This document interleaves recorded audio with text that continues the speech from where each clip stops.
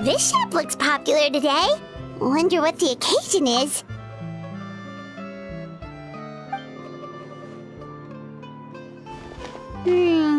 Butterfly Dew Cosmetics now on sale. Huh, looks like it. Oh, Sigewinne's here too! Hey there, Sigewinne! Hello there, Traveler and Paimon. I hope you're keeping yourselves fit and healthy. You bet we are! So anyway, what are you doing here, Sigewinne?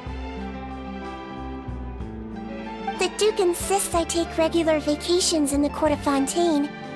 This one just so happened to coincide with a promotion for a new skincare product, so I came over to take a look. I like to keep up with the latest industry developments when I can, to help me with my magazine articles. Wait, you write? For a magazine? Which one?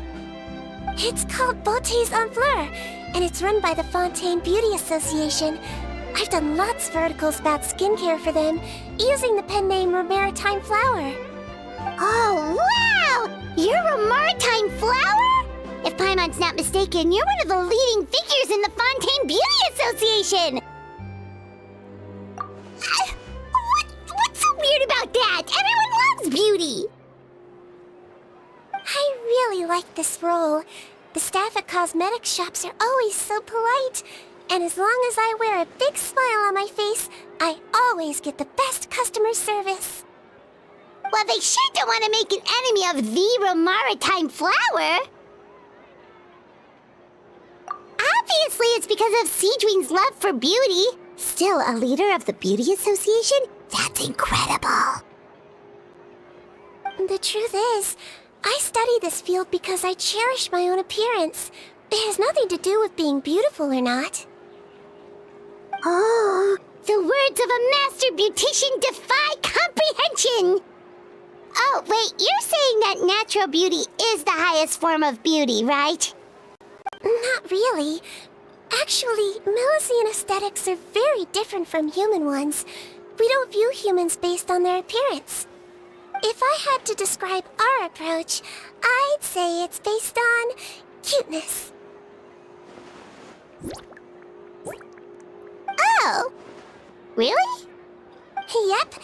Still, I really value my current appearance, and in the process of taking care of it, I've ended up learning quite a lot about skincare and stuff.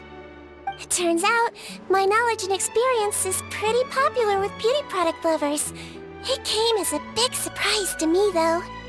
Oh, Paimon gets it now.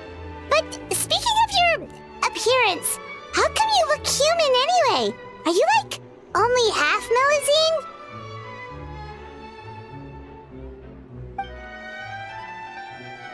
Ooh, wait, sorry. That was probably really offensive, wasn't it? No, I don't mind. I'm not mixed, though. I made a decision to turn myself into this form a very long time ago. If you're interested, I could tell you the story. A shape-shifting story? Oh, heck yeah, of course we're interested!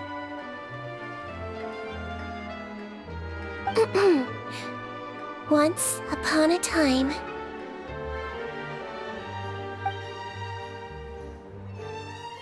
Long ago, humans rejected Melusines, and Melusines feared humans. There was one Melusine who became fascinated with human medicine, but no human wanted her help. And there was one girl who liked Melusines, so no humans would make friends with her. So, the Melusine became the girl's friend, and the girl became the Melusine's patient.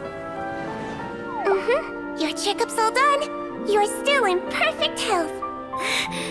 Thank you, Dr. Melusine. In this game of doctor and patient, a friendship was born. Then, one day, the girl fell ill. The Melusine was the only doctor to arrive on time, but the adults sent her away. Scram! Melusines can't be trusted! So just because I'm not human, I can't save my best friend. In desperation, the Melazine approached the frightening witch. She begged and begged until she got a reply. If you take this potion, concocted of sin, you will gain a human face and grow human limbs. But then, you will lose everything that attracted this friend of yours to you in the first place. Can you accept that? The Melazine did not hesitate for very long.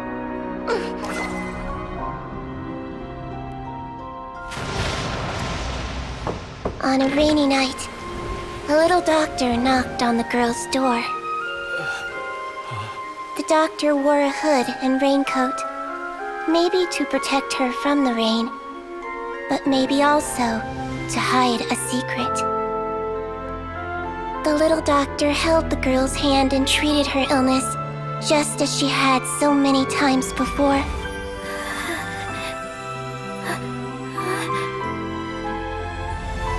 Dawn came, and the little girl's condition improved. But the little doctor was long gone, for she knew her friend would never recognize her again. And so, since then, I've lived my life in human form. Most people who know me just think I was born this way. Ooh. A witch? A potion? Why does this sound like a fairy tale? Trust me, it's a true story. Must be the way you told it then. It just sounds so...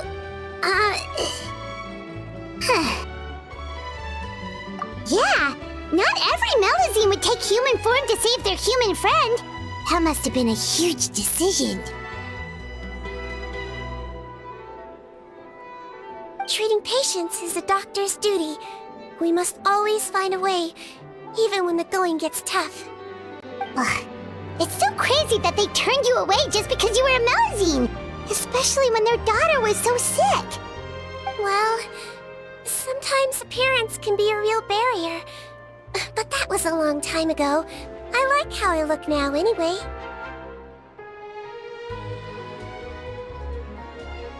I'm too! You're super cute this way. Attention customers! Thank you all for waiting. Now, on behalf of our skincare partner, I'm delighted to announce that our exciting new product is now officially on sale!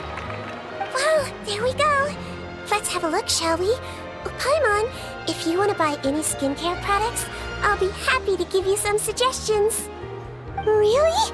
Personal advice right from a leader of the Fontaine Beauty Association?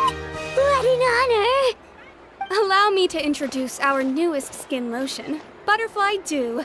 I'm sure many of you have already read about this product's trials in the newspapers. To say that it improves skin quality is an understatement. This product gets its name from the way it transforms your skin and makes it glow anew, like a butterfly emerging from its chrysalis and spreading its wings for the first time. We are thrilled to have the inventor of this fantastic product with us here today. Please welcome Mr. Rawat, a researcher from the Fontaine Research Institute. Now, without further ado, I'll hand over to Mr. Rawat to tell you all about what Butterfly Dew can do for you. Thank you. Hello, everyone. I'm Rawat, and I developed Butterfly Dew. Wow, what a looker. He's a researcher? Wow, he's really challenging the stereotype. It seems that everyone is surprised by my entrance. Or should I say, my appearance. I'm well aware that researchers are generally better known for their brains than their dashing good looks. In that regard, I do believe I break the mold somewhat. Of course, appearance is a skin-deep way of defining a person.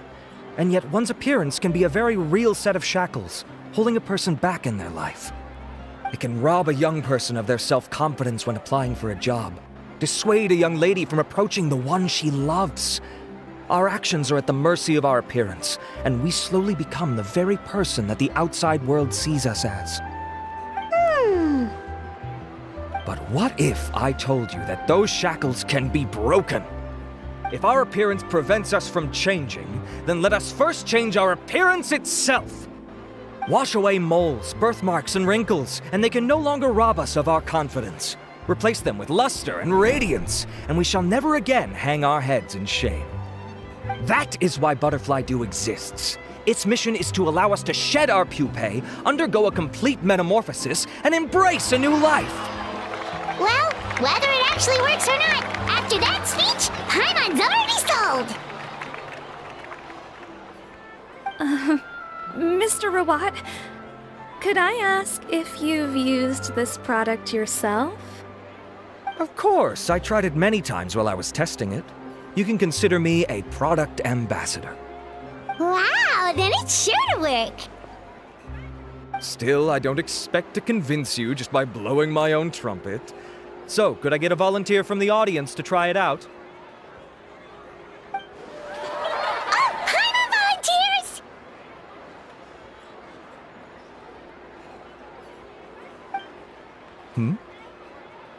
Oh!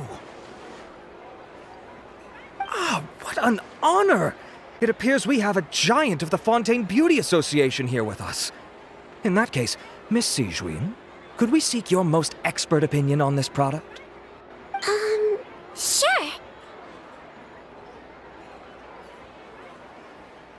Whoa, is that Romaritime flower? They say she's the pickiest user of skincare products in all of Fontaine. Here you go.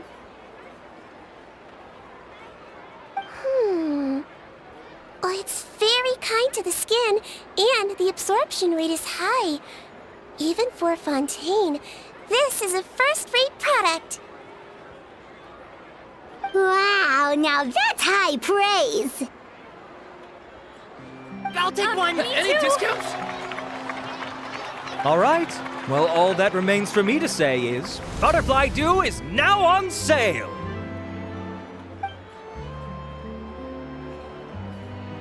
Think we should buy a bottle too?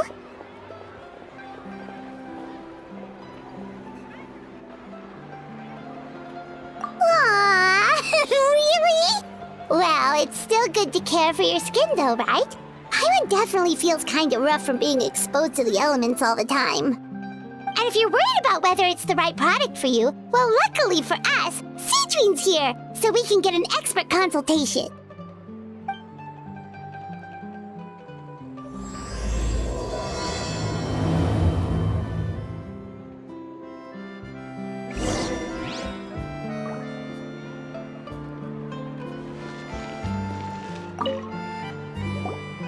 It's an honor to receive such high praise from you.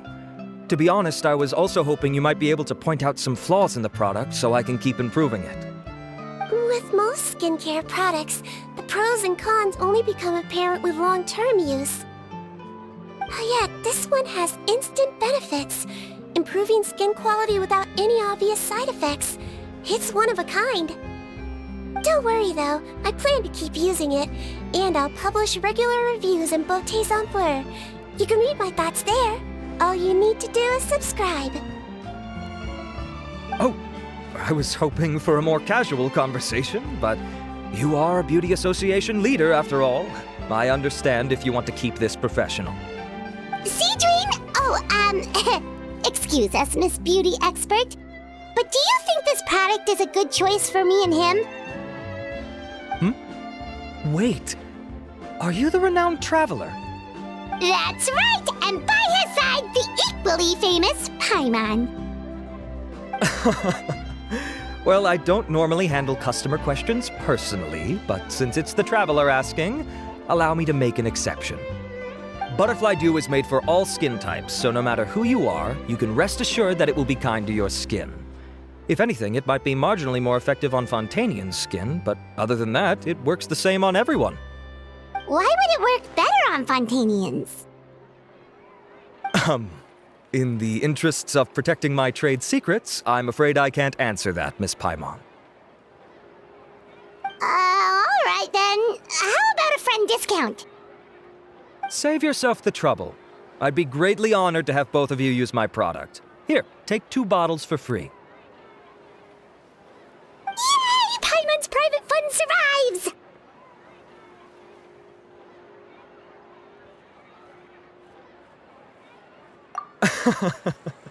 I can see why you might think that, but please don't misunderstand. This gift is simply a token of my esteem. There's no business motivation behind it. To me, finding new customers for Butterfly Dew is about meeting kindred spirits, fellow admirers of physical beauty. I consider it a labor of love. Admirers of physical beauty? Eesh, that's embarrassing to say out loud. It sounds so shallow. It's nothing to be ashamed of, Miss Paimon. Most people claim to desire inner virtue, but it's still physical appearance that turns their heads. This is a fact of life. It's only natural for people to desire to become beautiful. And that's exactly what inspired me to choose this research direction in the first place. You're right. Everyone loves beauty, don't they? Look at the time. My apologies, but I have other things to attend to. I'll leave you with these 2 bottles of Butterfly Dew, and I look forward to seeing you again. Paimon, I'd say there's no need for you and the Traveler to use this product for now. Why? Is there a problem with it? The quality is fine. I just think there's room for improvement. I think I could add some ingredients to the mix to make it more effective. Really? Then why didn't you tell Rawat about that? Researchers are a very special breed of human. You can point out their flaws to their face and they won't mind very much. But if you tell them that someone else could do a better job, now that'll make them really upset. If I'd mentioned it, he probably wouldn't have given you those 2 bottles for free. Fair enough, that makes sense. If you're interested in the more effective version, I can write up a list of ingredients for you. Just come get me once you've gathered them.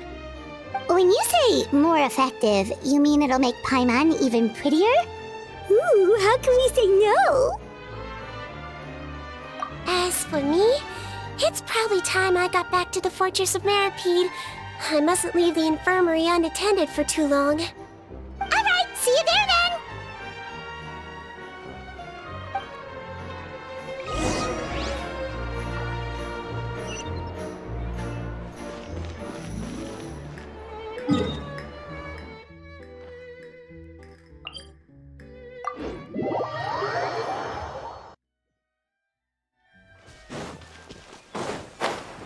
Just up ahead, Traveler! The ingredients for Sigewinne should be nearby!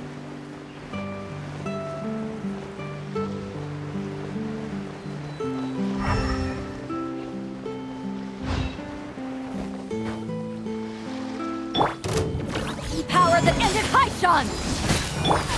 With sword comes shadow.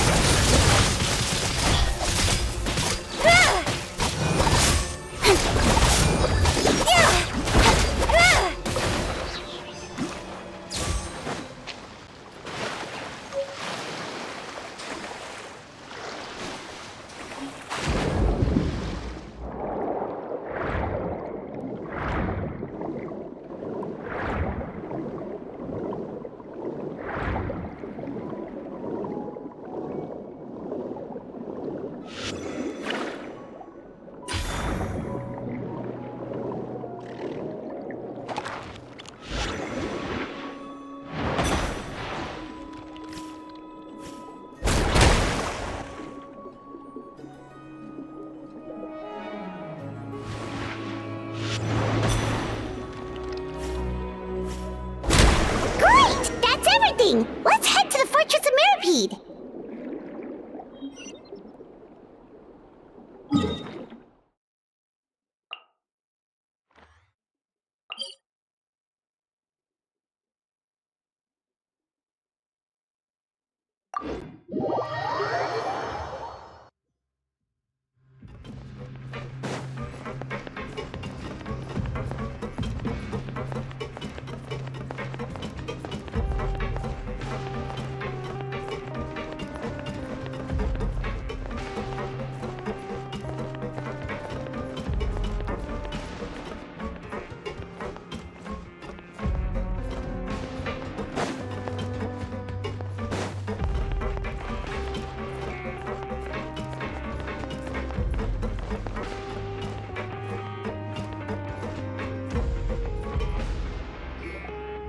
Whoa, the infirmary is packed!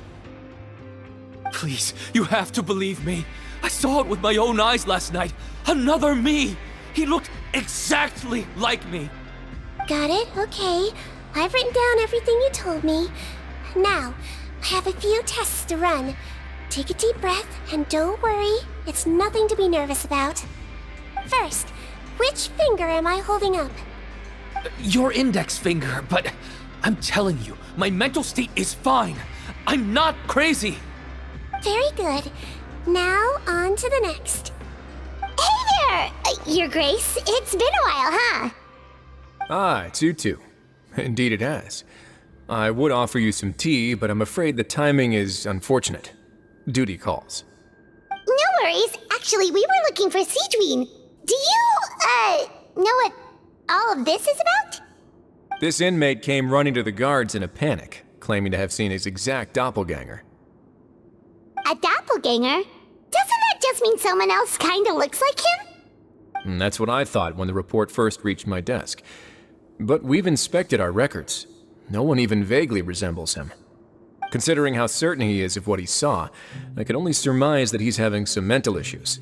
So I brought him for a medical evaluation. All right, very good. Take a sip of water and rest for a bit. Evaluation complete. I couldn't find any symptoms pointing to a physical condition. I see. So do you still believe there's more likely to be an issue with his mind than his body? I have to assume so for now. Psychological issues are more difficult to detect. At this stage, we can at least confirm that he is in command of his cognitive faculties. The rumor mill will go crazy if word of this gets out. Guards, take him to the ward for a period of observation. The Marechaussee Phantom has requested my cooperation on the case, otherwise I'd deal with this myself. Sorry for the trouble, head nurse, but I'll have to leave this to you. No problem, Your Grace. I'll add him to my observation list. By the way, we have a couple of guests here who've made the trip just to see you. I imagine it must be important. You probably won't need to add them to your observation list, though. Oh, Traveler! Paimon, it's you! Hey there, Sigewinne! It's actually not that important, but... I'll be in my office if you desperately need me. Goodbye for now. Okay, bye-bye! So, Sigewinne... Would you mind waiting for just a moment? I have another patient to see. Just find an empty bed and take a seat. I won't be long. Oh, sure! Sigewinne, we've brought him. And he seems to have taken a turn for the worse again. Okay, don't panic. Let's start by sitting him down here. Paimon had no idea how busy it can get for Sigewinne. Maybe now's not the time to ask for her help with skincare. Good point. Besides, it might actually be interesting to observe her at work. Well, this could hurt, so I suggest you take a deep breath first. Did his face melt? What happened to him? It's anyone's guess. His face melted off shortly after arriving at the fortress. But since he's a serious offender, he can't be allowed out for medical treatment. Best we can do for now is ask the head nurse to give him something to manage the symptoms. This is gonna be awkward. We still need to bring him to the Marechaussee Phantom for questioning. What if he scares them half to death? Will that be our fault? Marechaussee Phantom? Does this have something to do with the case Risley's dealing with? Yep, it was a huge case. They bagged a few dozen crooks in one fell swoop. And this guy's the baddest apple of the bunch. He harmed countless people. And now, it looks like it's all finally catching up with him. You done gawking? Not yet. I need to check the severity of your ulcers to decide the right dosage. Don't worry. We Melazines have a very different sense of aesthetics from humans. To me, you just look like a little kitty with slightly scruffy fur, but still just as cute. Don't patronize me. Do I look like a kid to you? Just give me the meds and let me out of here. I already missed my cell. Hey, lose the attitude. You dare talk back to our head nurse like that again? Your days are numbered. Oh, it's fine. Okay, I'm going to apply the medication now. Tell me if it hurts, alright? Look how nice Sigewinne's being. And he's so toxic. What a nasty piece of work. Can I leave now? Wow, not a peep. Oh, what a brave little guy. Thank you, Sigewinne. And I apologize for the trouble. So, Traveler, Paimon, did you bring the ingredients? We did, but we don't want to interfere or anything. You're busy saving lives here. Oh, don't be silly. I agreed to it, didn't I? Just hand me the ingredients, and I'll make some time to whip it into an improved version for you. Take a rest here if you want. Or, if you're not tired, I hear they're building a new medication room in the administration area. Or alternatively, is there anything we can help you with, Sigewinne? That's right! Let's help you out! It's the least we can do! Good point. Kind-hearted humans start to develop guilt if they accept help from others. Don't worry, I'll take a look at my schedule. I'm sure I can find something to treat this condition. I gotta warn you though, you'll be tired at work. So just take a break first, then come back and see me when you're ready.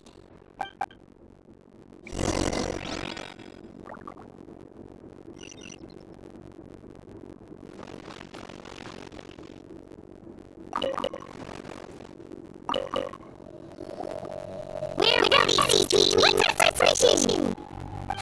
I found a perfect job for the Traveler.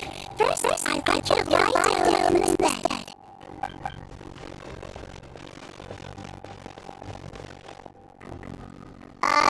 What for? I need you to pretend to be sick. What? Is this that difficult? I thought you did a pretty good job last time. Oh, so you knew. I sure did. He was way more interesting than usual morning inmates. And you played along very well, Paimon. I observed you two for quite a while at that. Wow, this is awkward. But what are you doing getting out? Time to warn. My next patient should be in a second. Please do as I say. You can pretend like I've got a headache. And throw in dry heaving good measure.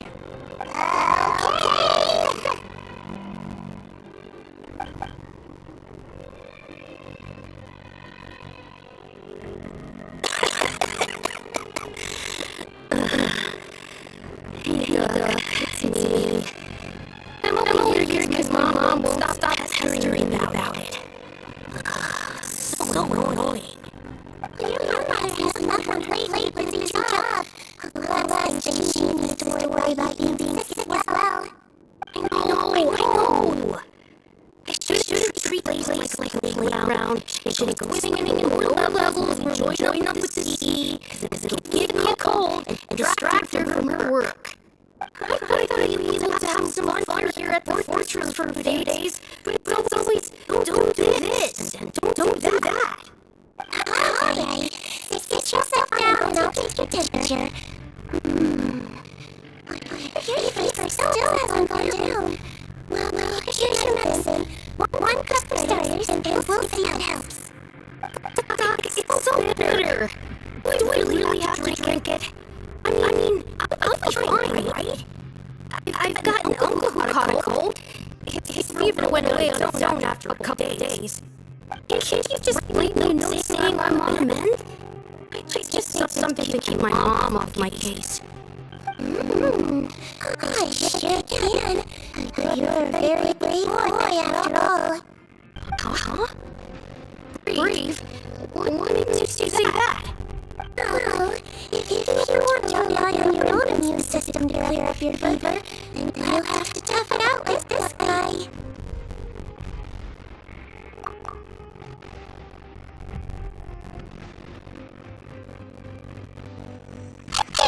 Traveler, are you gonna puke? I don't get your paper bag!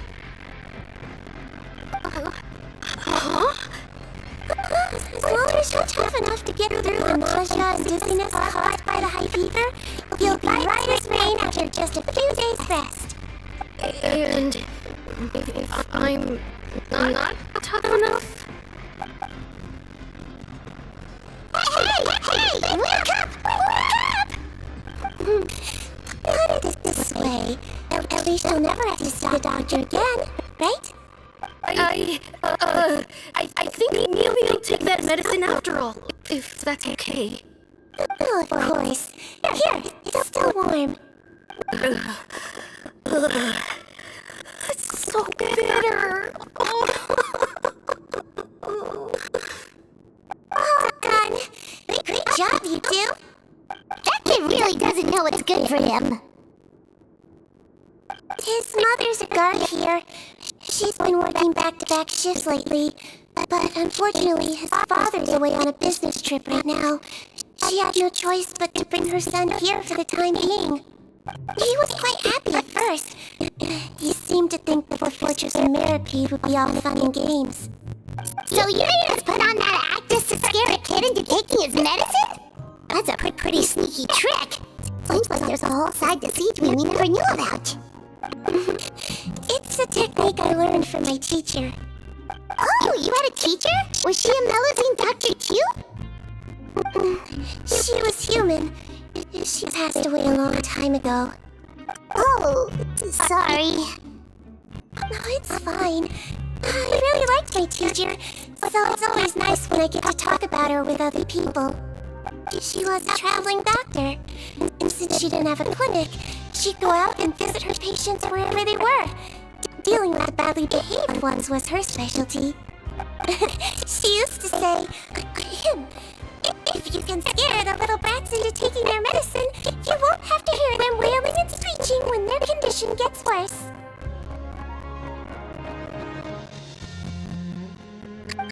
She sounds like a pretty strict teacher. Strict? Well, that's not how my teacher saw it. She thought of herself as terrifying to kids. Strange way for a doctor to describe themselves. Now Paimon's curious to know what she looked like.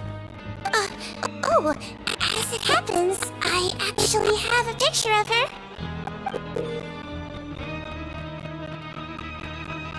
Oh! Wow, yeah, okay, that'll terrify the kids. Yep. All the children she treated thought she was a witch. Why does it almost sound like you're envious of her? Oh, because I am. If she was here, all the children would take their medicine without any need for tricks. A doctor who looks like a witch. True, they wouldn't dare try anything funny with her around. Oh, me, on the other hand, it's hopeless. Children aren't afraid of me at all. That's actually a good thing, you know? Oh, my next patient should be arriving now. Would you mind lending me a hand again? Sure thing! On to the next mission!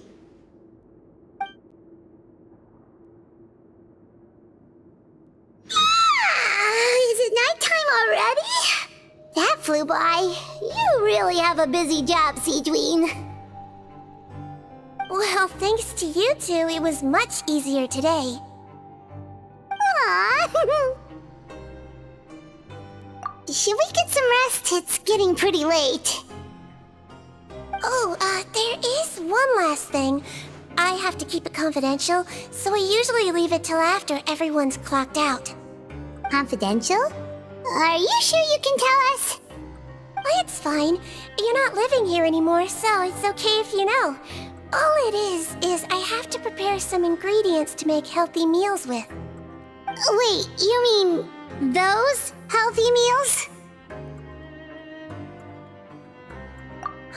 My patients refuse to eat any healthy meals I prepare in front of them, so I have to prep the ingredients in secret, then let the chef at the Coupon cafeteria handle the rest.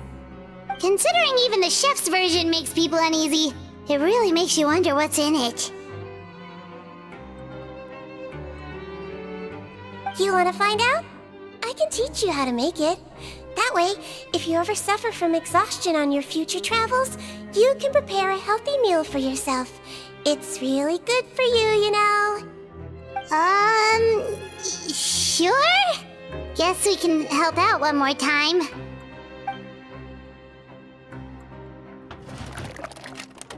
The ingredients are ready.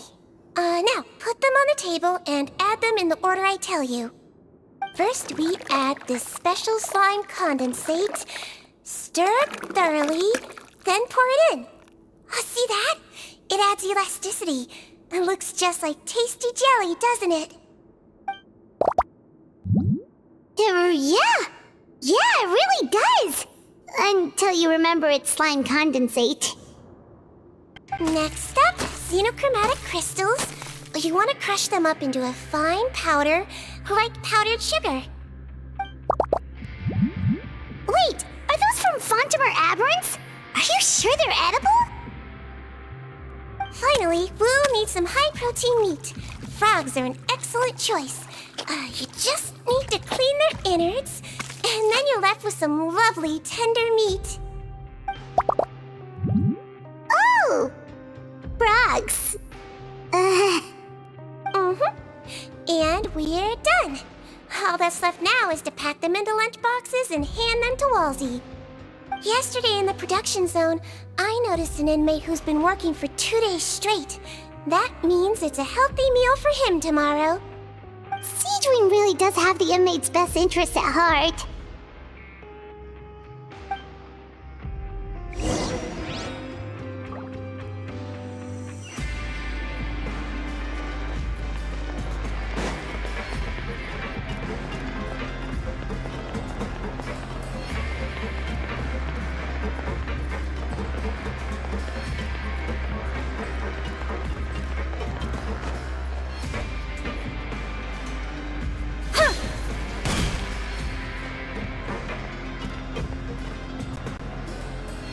Ah, head nurse. Got some extras for me? Just the one today. The serial number's on the lid. Sounds good. I'll make sure it gets delivered. Sounds like they're talking in code. Thanks for your help. Oh, it's no trouble at all. I only wish I could do more. You work so hard for all our sakes.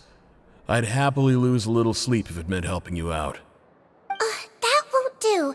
If you reduce your sleeping hours any further, your health will start to suffer. All right. Nurse's orders. I'll do as I'm told. But you take care of yourself too.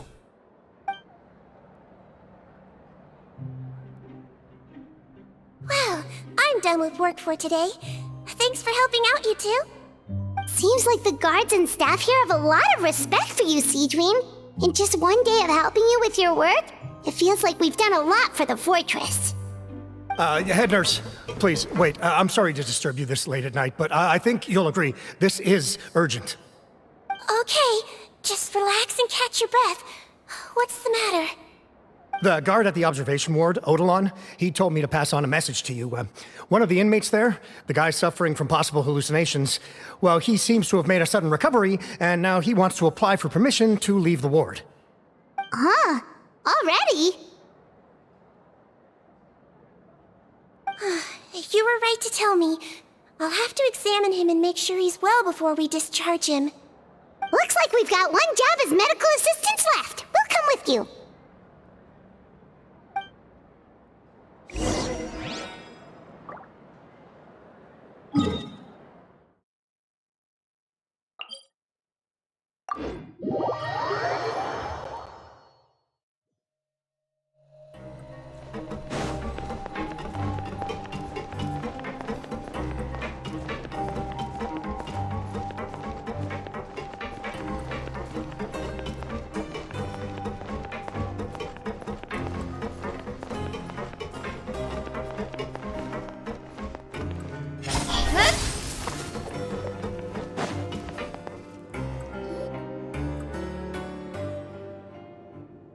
Ah, head nurse, you're finally here.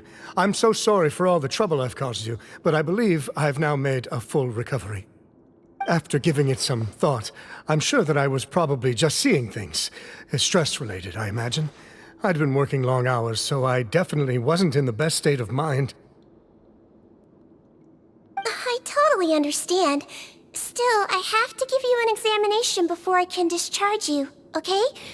So, take a deep breath and don't be nervous. It'll be the exact same procedure as we did this morning. We can start whenever you're ready. Again, so sorry. I was in such a state this morning, I barely recall anything. Would you mind taking me through it again? Oh, not at all. It's a lot to remember. First up, we have a little cognitive test. Just concentrate and you'll be fine. To start with, which finger am I holding up? Your pinky.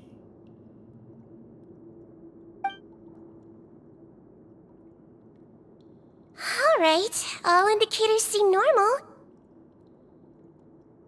So it was a stress-induced hallucination after all? Well, we've certainly had previous cases of mental illness caused by overwork, which is why I carefully observe everyone in the production zone. I wonder how I managed to miss the signs this time. Please, head nurse, you shouldn't blame yourself. I'm just still adapting, that's all. Pushed myself too hard, and I guess I couldn't take it. Thanks for looking after me. I'll be as good as new after a good night's sleep. And if you can give me the okay, I know I'll sleep better back in my good old dorm. It can be difficult to relax in an unfamiliar environment. Alright then, you can leave the ward. I suggest you take 2 days off to focus on your recovery. I'll take you off the observation list for now, so you're officially discharged. Great. I can't thank you enough, head nurse. Mr. Odilon, could you escort him back? Of course. I'm on guard duty in the administrative area tonight, so nothing will go wrong. You have my word.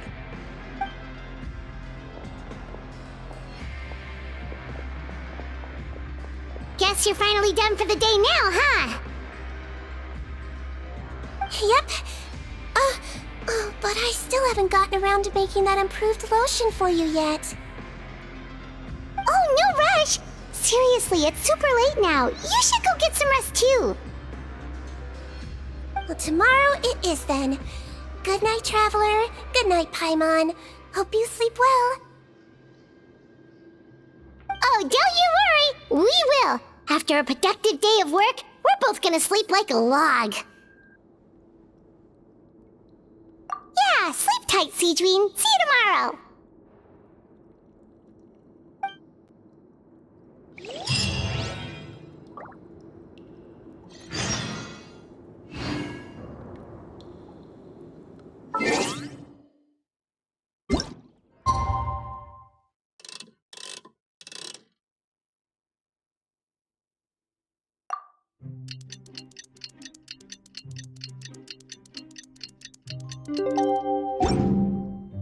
Come on, enough procrastinating. Paimon really did sleep like a log.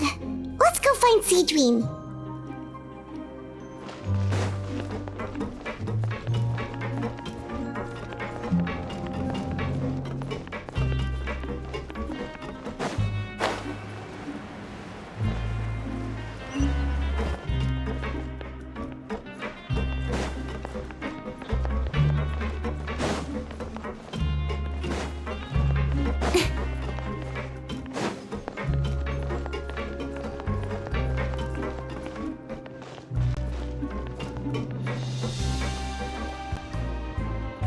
Whoa! How is the infirmary even busier than yesterday?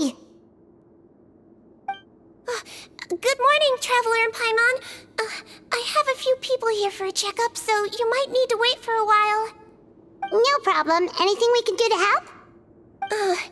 There's a bit of a complicated situation here. I'm still getting to the bottom of it myself. You have to believe me. I'm telling the truth. You're in a medical facility. Keep it down. Please, listen to me. I'm not Gascon. I'm Uppy. You're a horrible liar, you know that? We get all your mugshots with the arrest warrants. It's clear as day that you're Gascon. You mean because of the way I look? I don't know what happened. I just woke up like this. Then you guys dragged me in here for an interrogation. I brought you here to figure out what's going on. If you truly are the victim of an injustice, yelling isn't going to achieve anything. At most, it'll delay your vindication. All right. I get it. This is nuts. Yesterday's interrogations went fine, and now this. Morning, Your Grace. What's going on? Remember the case I mentioned yesterday? The one brought to me by the Marechaussee Phantom? Well, we've been questioning the inmates involved this morning. Every single one of them is claiming mistaken identity. Huh. That's even weirder than what that guy was saying yesterday. The thing is, none of them have been able to provide any evidence whatsoever to support their claims. Questioning them further got us nowhere, so for now, we've brought them to the infirmary. And we thought yesterday was as busy as it got for Sigewinne. We've compiled their statements. Have a look. Perhaps there's something we missed.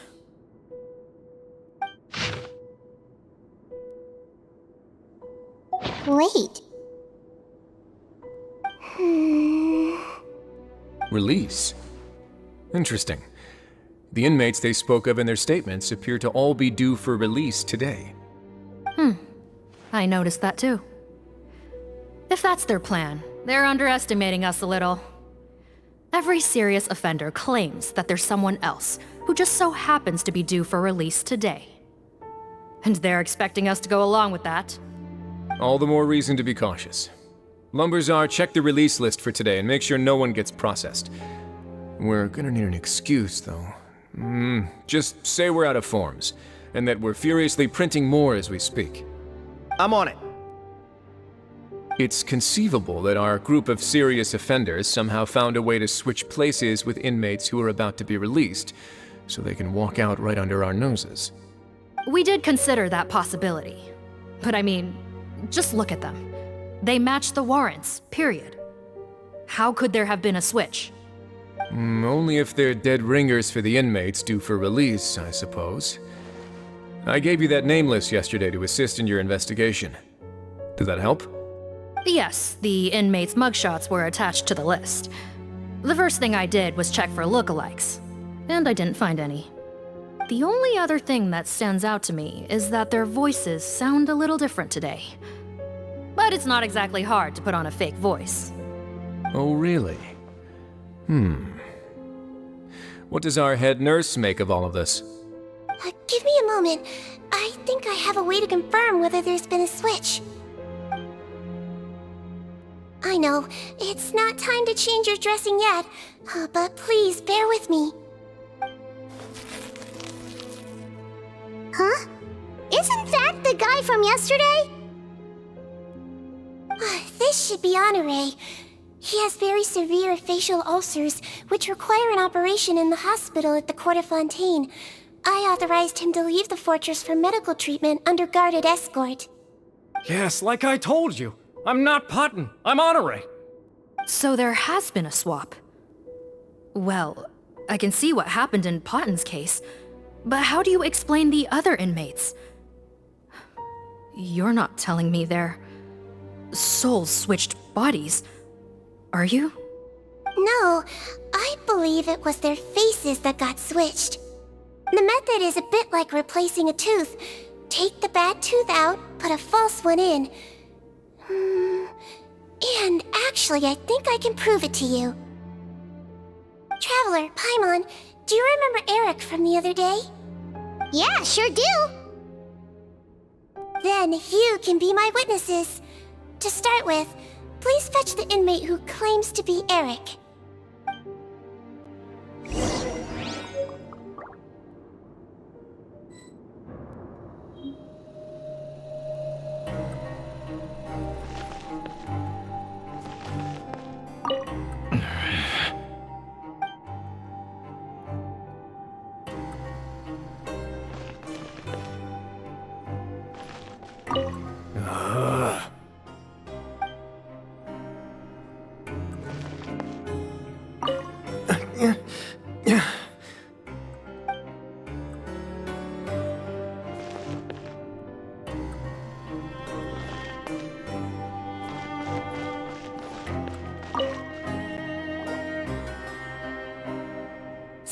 You're Eric? Yes, head nurse. It's me. You do believe me, right? I need to do another examination on you. Same procedure as yesterday. All right. It's the cognition test first, right? So I need to concentrate. Now, try to recall if you can. The last time we did this test, which finger did I hold up? I believe it was your index finger. But that means... Huh? So basically, last night the Eric who said he saw another him suddenly recovered and applied to leave the observation ward. Sigewinne did another test before letting him leave, but that time she held up her pinky finger. Huh? I don't know about any tests last night. There was nothing to do in the observation ward, so I went straight to bed. Then I somehow woke up in a high-security cell. Well, in that case, there is a reasonable explanation for the strange events of the past 2 days. So, what exactly happened? The gang of serious offenders wanted to break out of prison, so they identified a group of scapegoats, namely inmates whose terms were almost up, and planned to switch appearances with them. Last night, when Odilon was on duty, they ambushed him and had one of their group switch appearances with him using their face-swapping method. That allowed them to avoid scrutiny from the other guards. Then, once all the other inmates were asleep, Odilon spent his night shift carrying out the remainder of their switcheroo plan. However, they made one mistake. Henri changed his appearance to match Eric's earlier than he should have done, and ended up being spotted by the real Eric.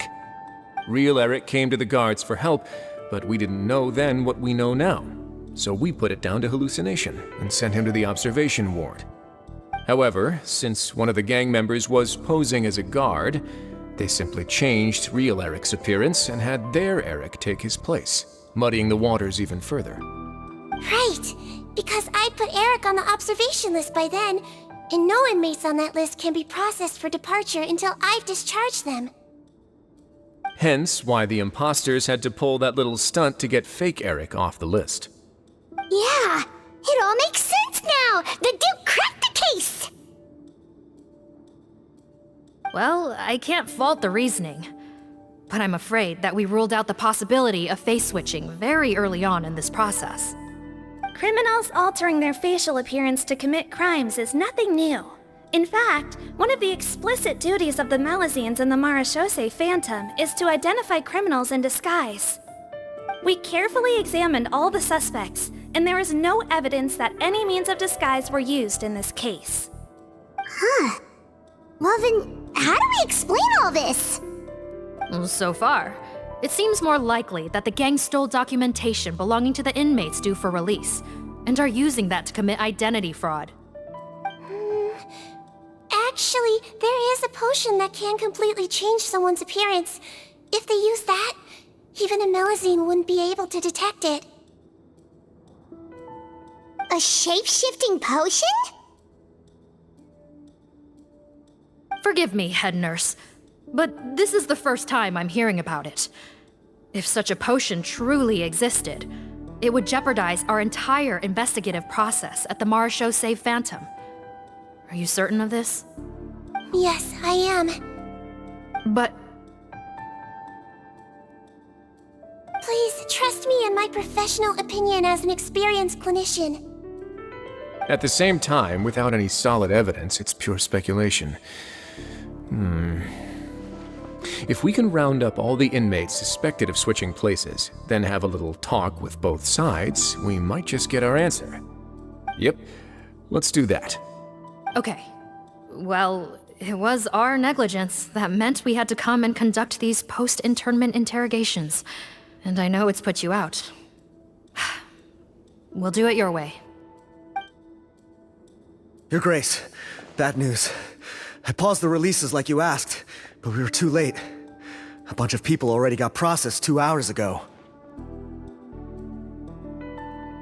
I checked the list, and sure enough, it's all the people who gave statements. 2 hours ago? That's before today's interrogations began. They had this all planned out. So there really was a switch after all. They really pulled the wool over our eyes on this one. We should be able to catch up with them if we leave now, right? Not if that potion is real. They can just switch faces again after leaving the fortress. And if the Maréchaussee's Melusines can't even spot them, we wouldn't know where to start searching. Yikes! So we're at a complete dead end!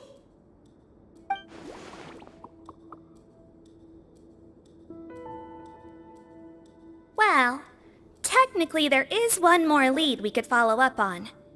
We were only able to arrest this gang thanks to the help of a researcher from the Fontaine Research Institute. I believe his name is Rawat. Oh? Rawat? Isn't that the handsome guy we met at that skincare promotion? Handsome? Maybe from a human point of view. I just remember that he specialized in potions. One of the crimes this gang is charged with is the manufacture and sale of illicit drugs. According to Mr. Rawat, they appear to have stolen technology he developed through his research and used it in their operation. At first, he thought it was a typical case of intellectual property infringement, and he tried to negotiate with them. But once he discovered their criminal operation, he reported them to the authorities. Thanks to his report, we were able to swoop in and arrest them all in one go. What a hero! Bet that took courage on his part. No doubt. This is worth following up on. As the one who snitched on them, it's highly likely that Rawat will be targeted by the escapees. That aside, since he's negotiated with them in person before, there's a chance he'll have some additional information for us. Understood, Your Grace. My team and I will head to the Fontaine Research Institute right away. In the meantime, please keep an eye on the face switch victims for us. Of course. Miss Morgan, I'd like to come along and help you catch these criminals. Huh? Why's that? Well, I'm the one who discharged the fake Eric last night, so I feel partly responsible. Don't say that, head nurse. Your focus was on the inmates' health, and rightly so. We can't ask you to help with arresting criminals. That's our duty. I also have a more personal reason. Potton is a patient of mine, and if I don't get a new batch of medicine to him in time, his condition will get much worse. Look, head nurse, I completely understand where you're coming from. But arresting criminals is dangerous business. And if anything happened to you, none of us can afford to take on that responsibility. Don't worry, I can defend myself just fine. You say that, but still. If I may, Miss Morgan, Sigewinne is the one who raised the potion hypothesis, and I'm sure she has far more expertise on the topic than your team. My suggestion would be to bring her with you. And if you really are worried for her safety, then...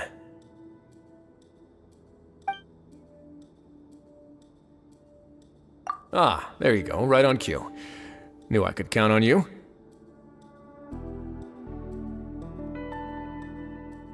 Okay. Well, since this plan has the Duke's blessing, far be it from me to refuse.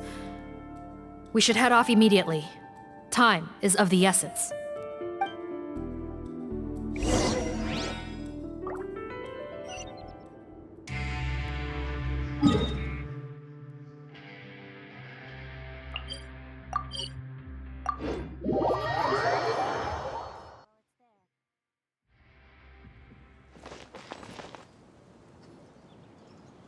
Greetings. Sorry to impose, but I'm afraid we're here on urgent business, and we're gonna need you to cooperate. The Maréchaussee Phantom. Let me guess, you're investigating some more legal research? Not this time, no. We're looking for a researcher. Do you know where we might find Mr. Rawat? Rawat. Oh yeah, Mr. Handsome, right? He actually doesn't work on site here very often. There's a handful of researchers in the nearby area who know him pretty well, though. You can see what they know. Just a handful? Paimon figured he'd be the most popular guy around. Well, I guess you could say he's popular, at least on a superficial level. He's blessed with good looks, so he tends to make a good first impression on people. But in all his time here at the Fontaine Research Institute, I don't think he's ever had a single deep conversation about his research with his peers. That's no way to make real friends around here.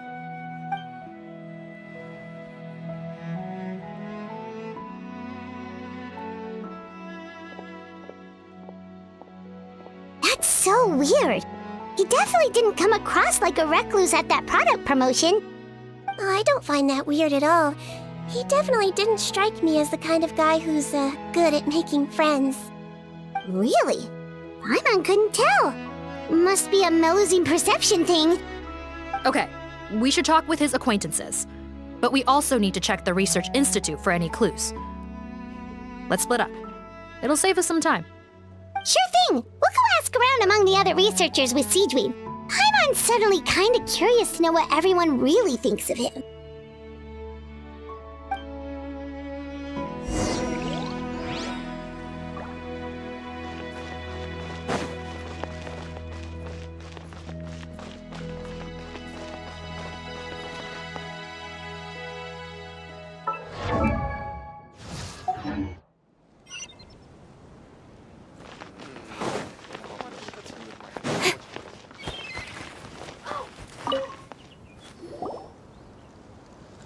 Excuse us, are you Audrey?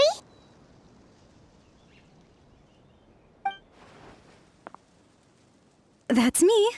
What is it? Are you close friends with Rawat? We're trying to find out where he is. Close friends? You mean because I told him I had feelings for him once?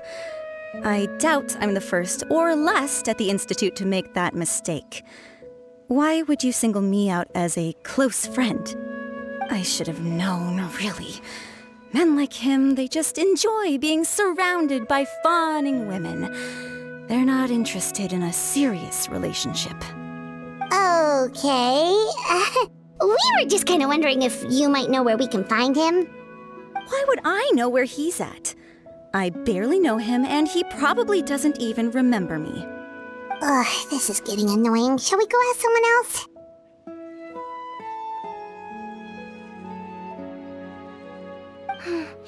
I think she knows Rawat better than she cares to admit.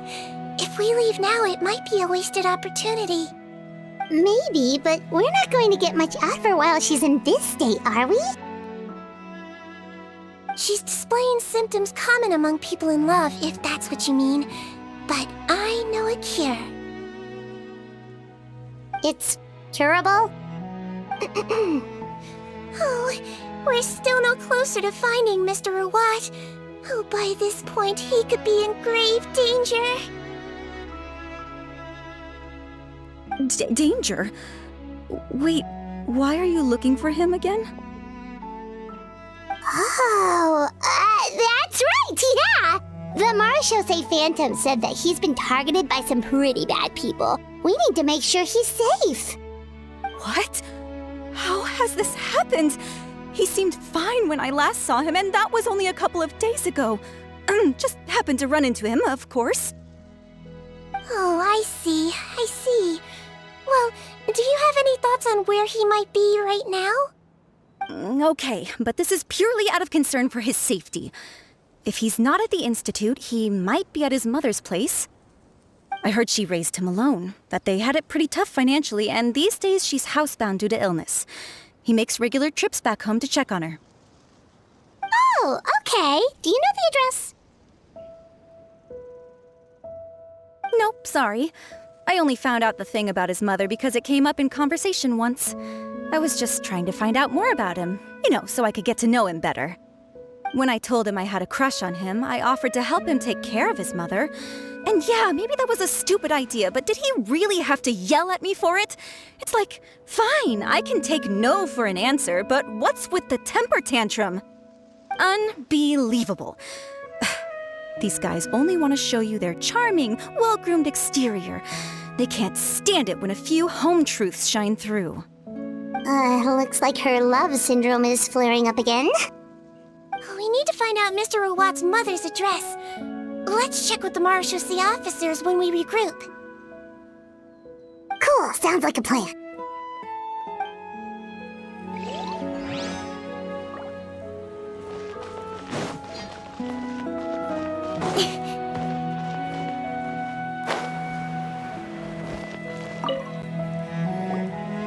Sorry to bother you, sir, but are you Bertram? Who's asking?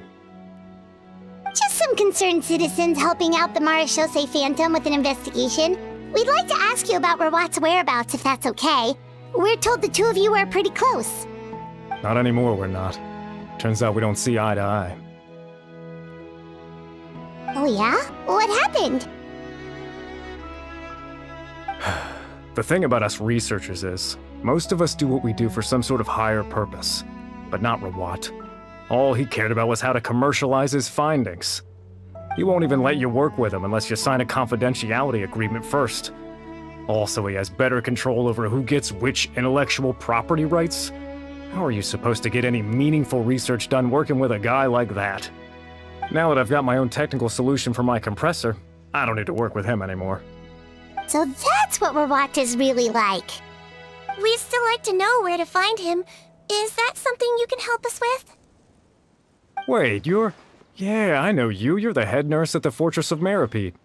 Alright, then I'm happy to help you if I can. I respect the work you do. Medicine serves the highest purpose of all the sciences. Wow, turns out Sigewinne's got some real clout. Thing is, I have no real way of knowing where he might be. I stopped working with him 2 months ago, and I've barely seen him since. But if you want my advice, I'd say go talk to the peddlers. There's a few he meets with every other day or so. Maybe they know where he's at. Peddlers? Yeah, back when I was working with him, I noticed he met with them quite often. Wouldn't surprise me if they were involved in some shady business together, because it seemed like they went out of their way to avoid discussing anything in my presence. The little I overheard was about manufacturing and selling pharmaceutical drugs. Like I said, he's all about the money. Drugs? Doesn't he work with skincare products? Do those count as drugs? Who knows? I never cared to find out. He's the morgue rubber, not me. Thank you. You've given us plenty to work with. Welcome. Goodbye, and may we both reach new heights in our scientific endeavors.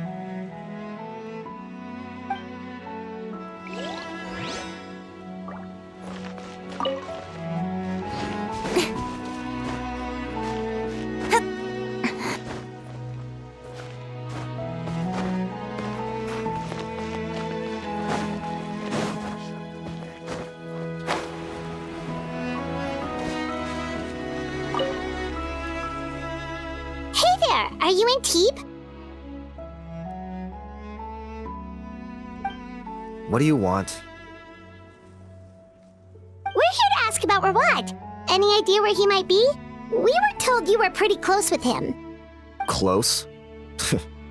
Not sure that's the word I'd use. He wouldn't even let me use his patent. Huh? It's been a good few days since I last saw him. I don't know where he's at. Go ask someone else. Would the patent in question happen to be related to the new skincare product he developed? Yeah, kinda. Butterfly dew, or whatever he calls it. I heard he made a tidy sum off of that one. Okay, now we're getting somewhere. Keep going. Most of the other researchers here focus on mechanics, energy, stuff like that.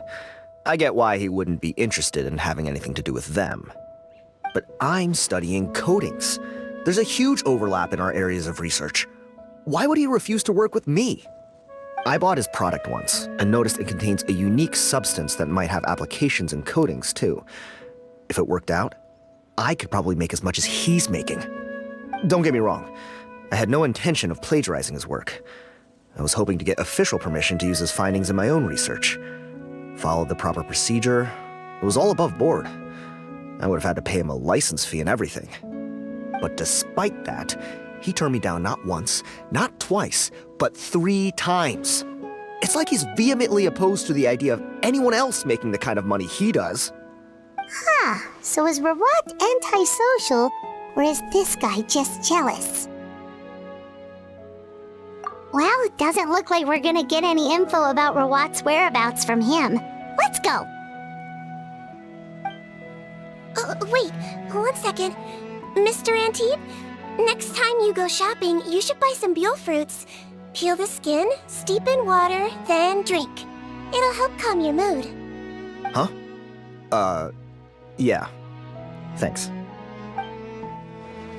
Well, that's all 3 researchers. Let's head back to the meetup point.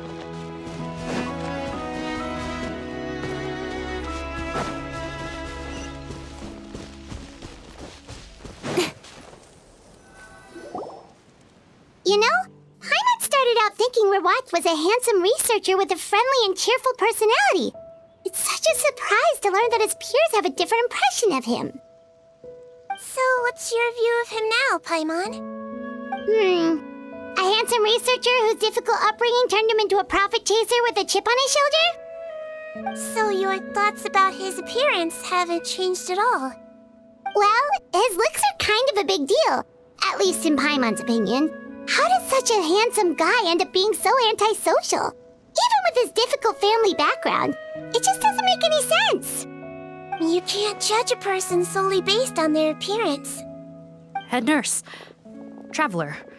I assume you've spoken with the researchers. What did you find out?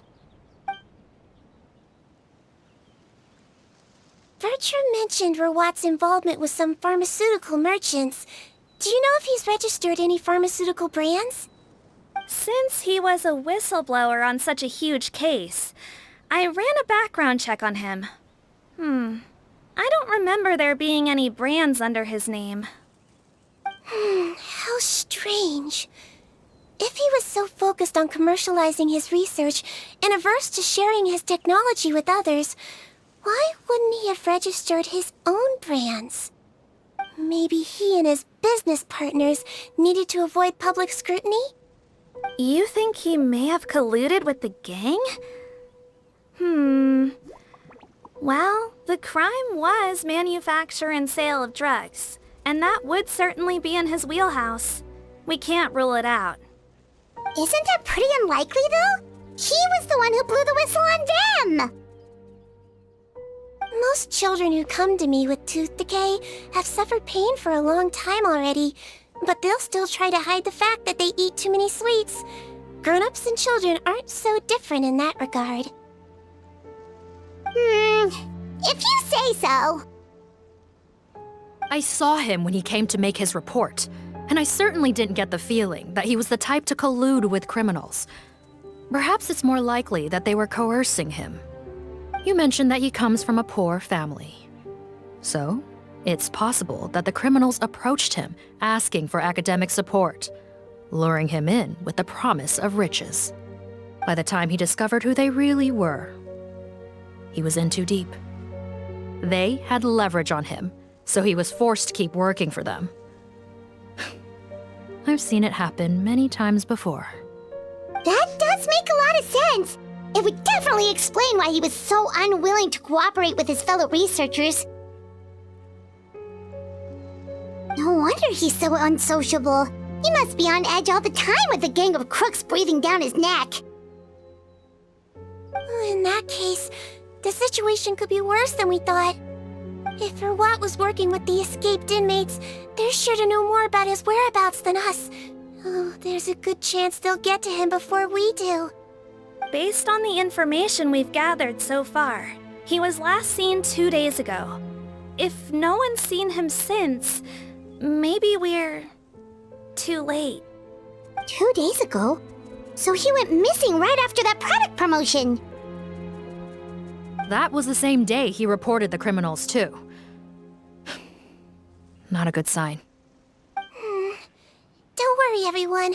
I believe we still have a chance. Since he disappeared right after blowing the whistle, it's likely that he's gone into hiding. Yeah, He must have been worried that they'd come for him. All the more reason to find him as soon as possible. The only lead we have at the moment is his mother's house, which you mentioned earlier. Seath, think you can find the place? Yep. When you register a brand, the Court of Fontaine requires you to provide a legal address. The one Rawat wrote down was in the outskirts of the city. That should be the place. Okay, then there's no time to lose. Let's move.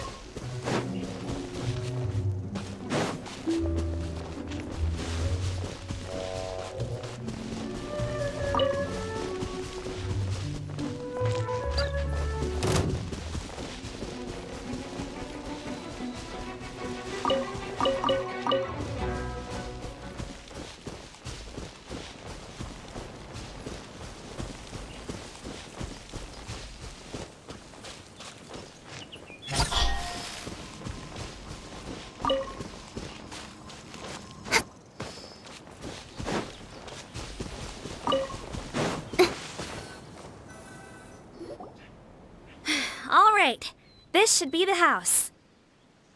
I'm pretty sure this was the address. Okay. I'll knock.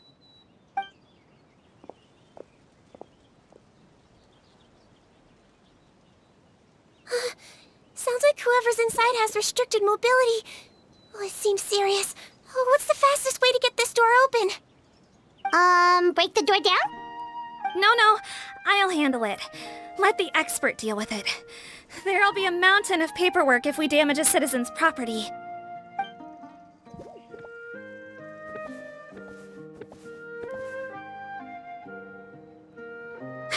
Calm down. Deep breaths. Remember your training. Control your strength. And...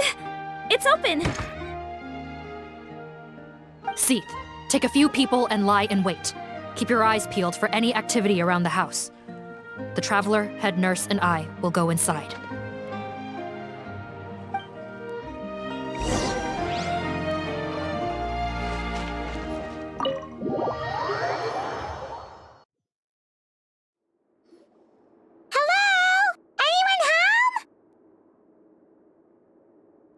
Oh, there. On the bed, there's an old lady. That's gotta be Rawat's mother, right? She doesn't look like she's in any state to be answering our questions, though.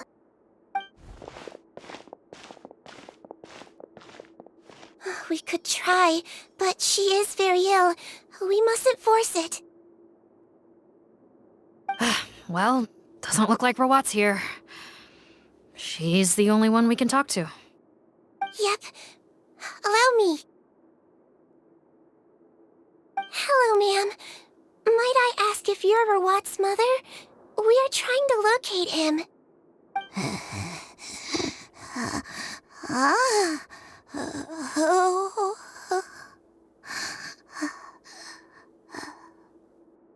Hard of hearing, perhaps.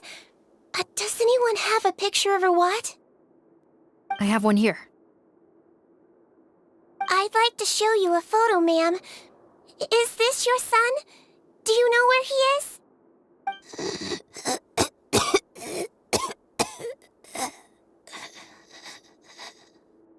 Looks like this isn't gonna work after all. Well, looks like we're out of leads. If Rawat's not here, things are looking very bad for him. Is it possible he could have avoided returning here because he knew he'd be in danger? Maybe. But if so, where do we look next? Maybe we should take another look at the Institute. Guess so. I suggest we all return there now. We found a good amount of useful information the first time, but perhaps there's something we missed. This is our last hope. Sorry, officer, but could I stay here for a while? This patient requires some care. Of course. Traveler, stay with the head nurse. You're technically here as her assistant after all. Also, I'd like some Marechaussee members to stay as well, and keep an eye on the area. Why's that? If Rawat knows how serious his mother's condition is, he will return. Got it. Okay. I'll tell the squad members in hiding to stay put and keep a lookout. Thanks for helping me out yet again, Traveler and Paimon. No problem. But when you say her condition is serious, do you mean...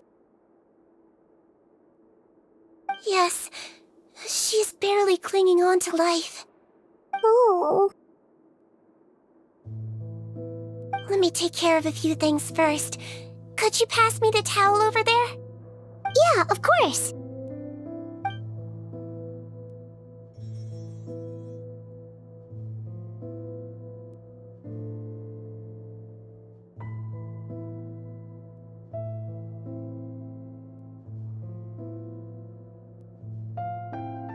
I can tell that her family has tried a lot of different treatment methods, including some very expensive medicines.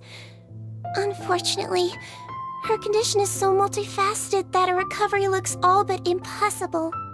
Sigewinne, Paimon bets being a nurse must be pretty tough at times like this. Yes, it makes me a little sad. In Melizine's eyes, a human's birth, aging, sickness, and death are as much a part of natural law as sunrise and sunset. But human medicine can defy that law to some extent. In that sense, it is a science of miracles. That is why I became fascinated with it in the first place. But it was only after I truly became a doctor that I realized miracles don't always happen. Even the greatest doctors cannot cure all diseases. Sigewinne. Well, don't worry about me, Paimon.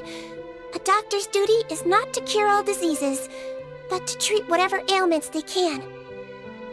At the very least, I can lower her fever. That way she'll suffer less, and she might even be able to see her son. Yeah, all the more reason to find Rawat as soon as possible, even if we don't catch those crooks.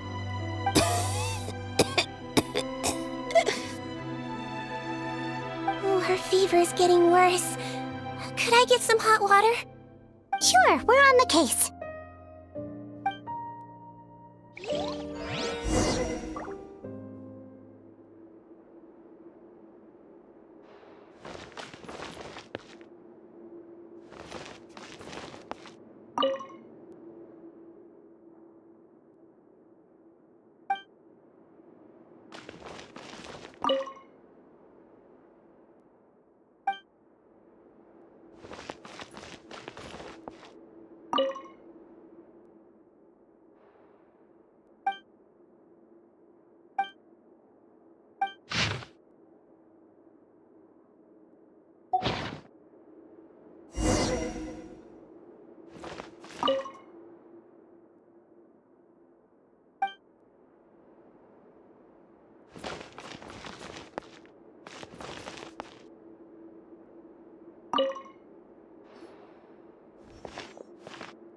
Found the hot water?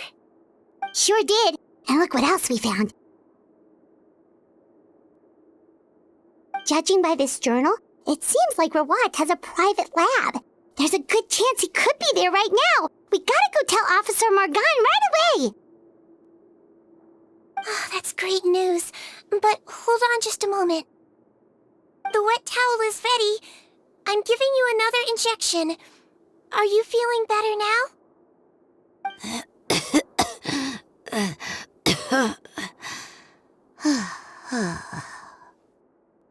It's all right. We'll go bring him back. Please hang in there. Thank you.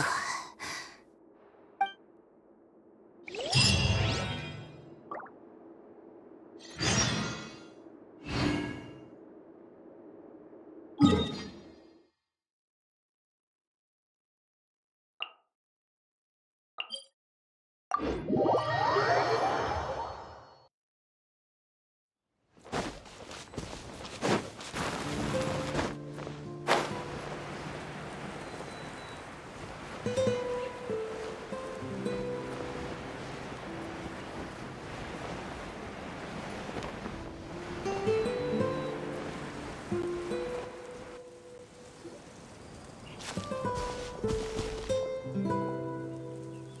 Officer Morgan! They're already here!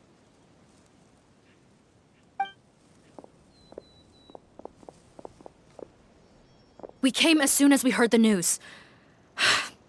I can't believe we were so careless. The most crucial information of all was hiding right there, in that room. And we missed it. Don't blame yourself. Right now, we need to focus on finding a way in. There's a mechanical door over here! Hopefully the instructions in Rawat's journal will help us open it.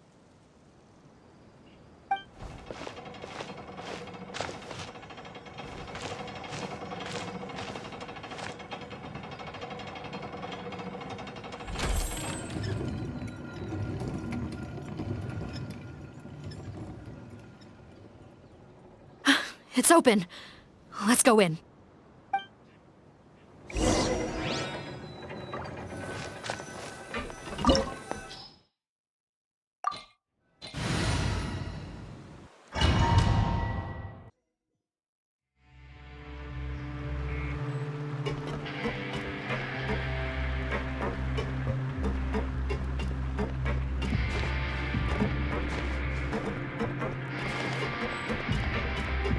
How did they get in here? Captain, up ahead! Those look like our fugitives! So they found this place too? Don't let any of them escape!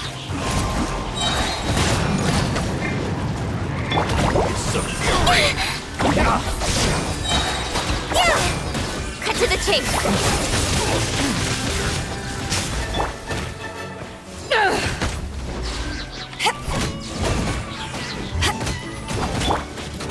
Let's see!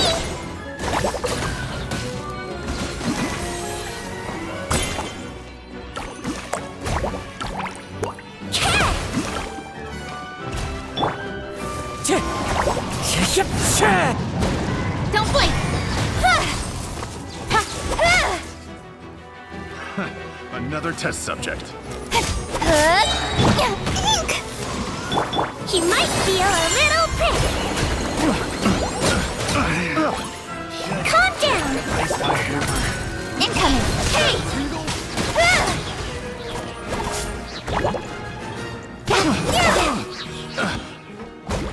Have a little taste.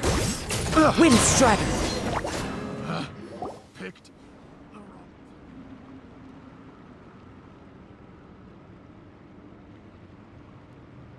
Captain, according to our list, many of the fugitives aren't accounted for. There may be others hiding deeper inside the facility. Ah, so these guys were just the lookout crew. The Marashose Phantom! How did they find this place? Wait, it's that guard from the fortress! That's right, I'm on your side. The Duke sent me. What's the matter? Some sort of mix-up? Mr. Odilon, didn't I tell you a few days ago that you need to stop all field work until you've recovered? Well, you know, gotta help His Grace out. Share the load. Officer Morgan, this man is an imposter. The real Mr. Odilon has no recent health issues. What? But I... Looks like the head nurse was right about the face-swapping method. Arrest them all! DuPont, stay here and keep guard. And watch the exit. If we're not back soon, call for reinforcements. Got it.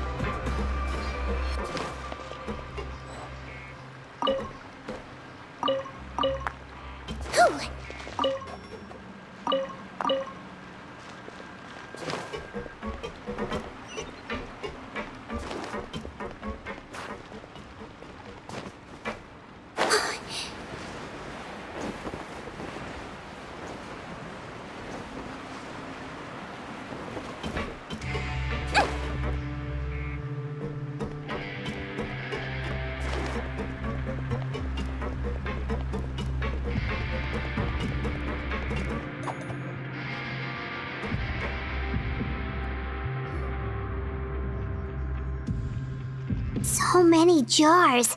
Was this some sort of production facility? This scent, it's probably the ingredients used to make butterfly dew.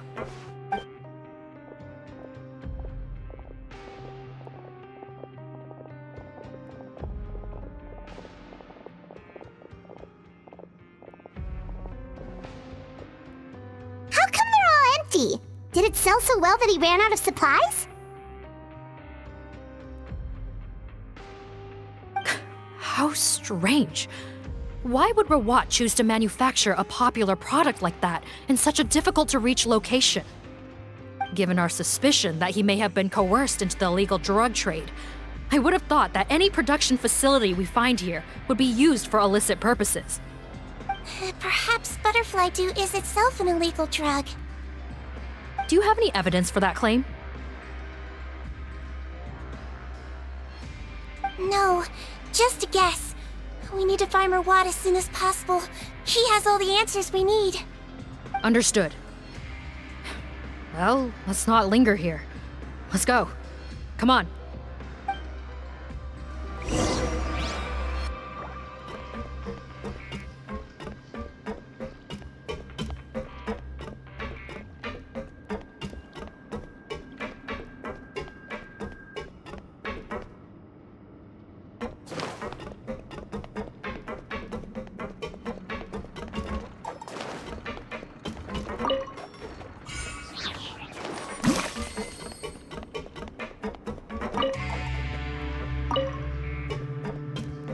Don't slip and fall!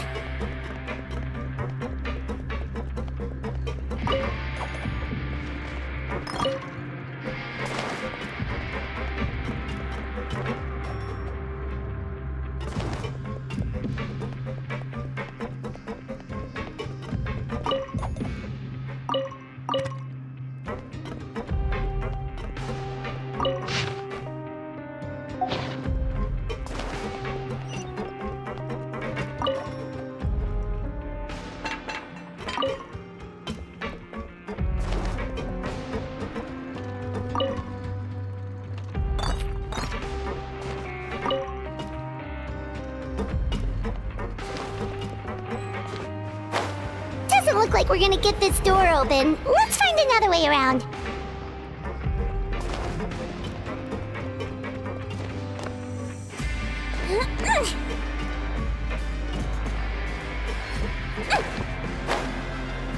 This one's closed too.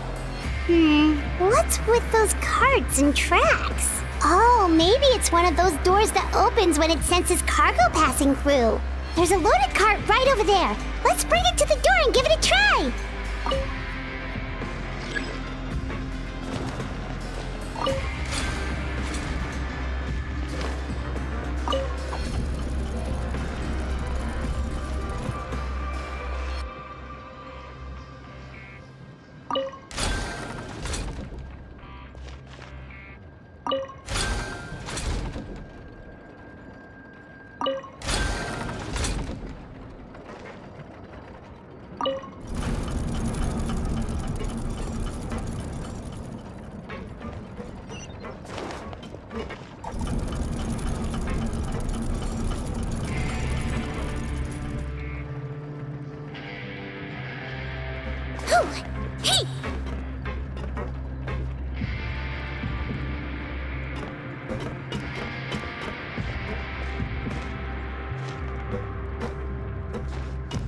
Hey! Don't slip and fall! Hold still!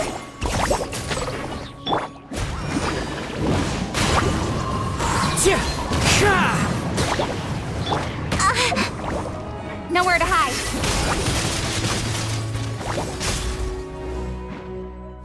Speed of light. I swear, it's for medical research! Let's blow bubbles!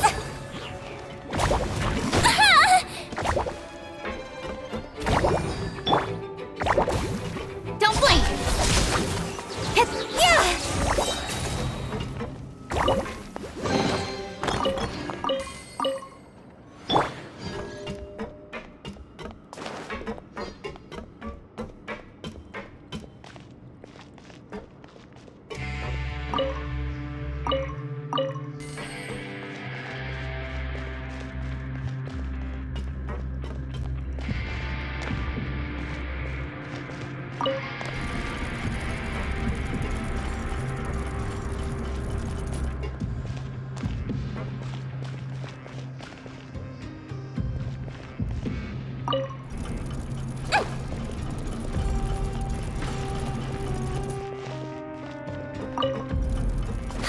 slip and fall.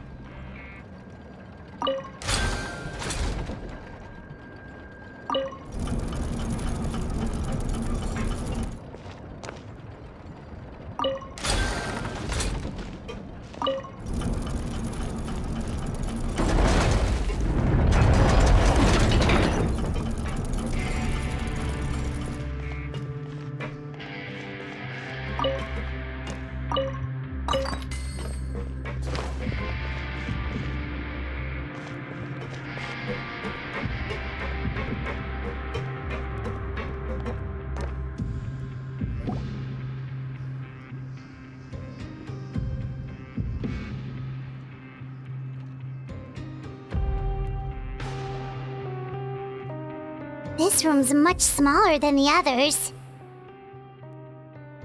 Judging by the implements on the table, this looks like a potion-making lab. Head nurse! Over here.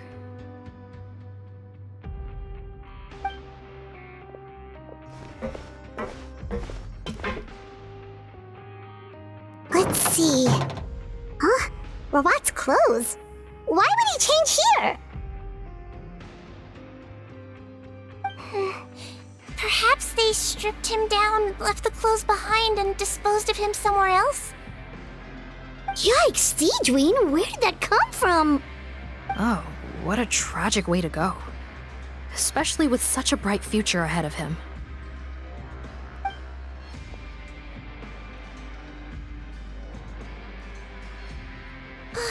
There's a path leading further on, Officer Morgan. Let's keep up the pace.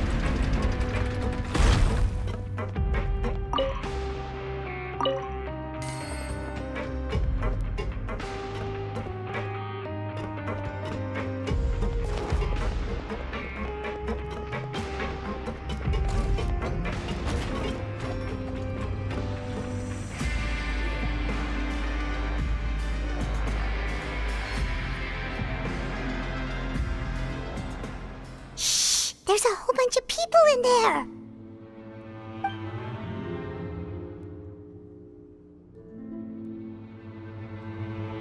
Are you serious?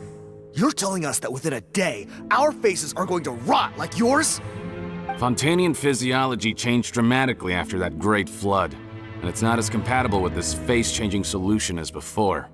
The side effects are as you can see. Why didn't you say anything before we all used it? Look, my plan got you all out of prison, didn't it? You'd have much bigger problems to worry about right now if the Marshall-Say Phantom found out about your other crimes. Consider an ugly mug getting off lightly. Ugh. You're just lucky we didn't leave you in there after you disappeared on us with no warning. We only let it slide because we're former partners. And now you have the gall to pull a stunt like this? Partners? Make no mistake, each of us is only looking out for himself. If you place too much trust in others, well, I'm afraid that's your problem. You hid things from me too. Remember how you each had a spare potion? You kept quiet about it until we planned the prison break? Oh, and you didn't have a secret spare? Then do you want to explain how you melted your face off before all this? Guys, that's enough. Calm down. It is what it is. Arguing won't change anything. What's the plan, Parton? I'm assuming you brought us here for a reason?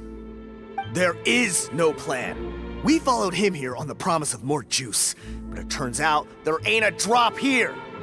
Besides, what does it matter now anyway? He already said, even if we did get our hands on more of that stuff, switching faces again solves nothing. They're still gonna meld off eventually. I said enough arguing! Parton, tell us the plan. The most practical solution is to continue using the potion. Keep switching to a new face before the ulcers can start forming. Are you kidding me? This stuff was hard enough to get a hold of even when we had a supply. Now you're asking us to use it like skin lotion, after the flood all but wiped the supply out? Well, there is another option. But you'll have to make a deal with me first. Okay, now we're talking. What's the deal? I have a document I took from that researcher that details how to make a replacement. Just give me one bottle of the undiluted fluid, and I'll get to work. What's the problem? I thought you always kept reserves. Or do you really just have one spare bottle each? What do you think? That we were shipping them into the fortress of Meripede by the basket load? Well then, say hello to never showing your marred faces in public again. Ugh, I've heard enough! Get him! Let's see if that document even exists! Freeze! Marshall-Say Phantom! What? Who let them in? Officer Morgan, before anything else, please find out Rawat's status. Rawat? I don't see him. Hand over the hostage now, if you want any chance of avoiding an extension to your sentences. Spare us your condescending attempts to coax us back to our cells. You think we're looking to negotiate? Rawat is dead. Parton? Arrest them all! Don't let anyone get away!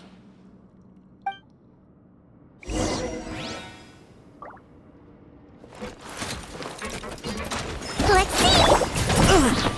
As one with wind and cloud! Eyes on me! Cut to the chase! Incoming!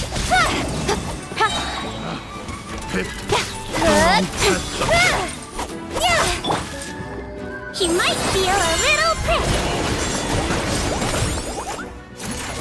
Calm down! Now I'm mad!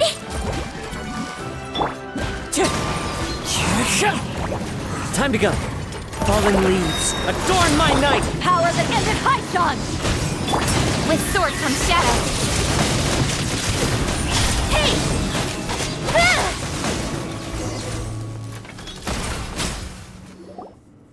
Huh. Gotta say, I never expected to see the head nurse in combat. Some patients respond better to a more aggressive treatment plan. Did we get everyone? Captain, we finished the head count. Potten's missing. Over there! The door's closing!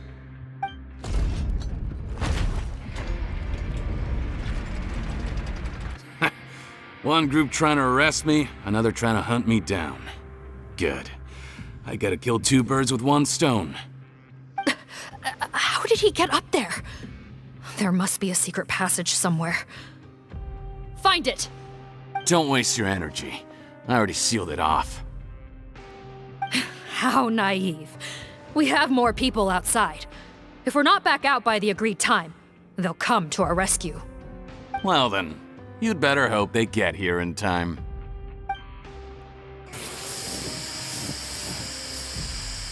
There's some kind of gas leaking from the pipes. Oh, be careful, it's poisonous.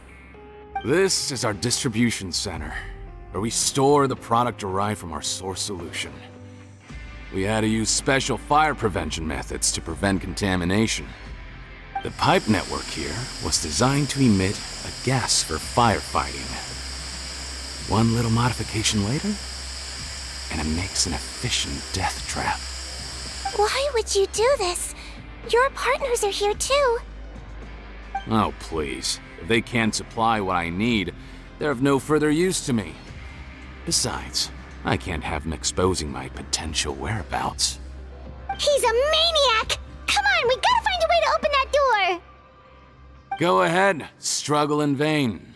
Once the last of you croaks, no one will ever find me again. So long! Are you sure you're ready to leave, Potton? You haven't changed your dressing today. You can't cure my face, just give up. And what if I could? Nice try. You're just trying to stall me. Don't you worry about me. I'll find a way to cure my face once I get out of here. Oh, I doubt it. After all, Fontanians can no longer dissolve in primordial seawater. What the... How did you... The key component of the face-changing potion is the fluid left behind by dissolved Fontanians. It might look like ordinary water, but it has some unique elements in it. Before the flood, all Fontanians were oceanids, physiologically speaking.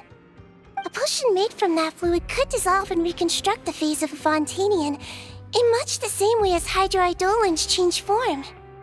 Theoretically, it could give someone any appearance they wished. But since the flood, Fontanians have become true humans. They can no longer provide the source material for this potion, nor reap its benefits. Are you saying this potion is made from Fontanians dissolved with primordial seawater? Then their crimes are far worse than I thought. How could you know all of this? No, wait. Of course! Well. So that's why you have a human appearance. It also means that I have a formula you're unaware of. The air's getting thicker. It's getting hard to breathe.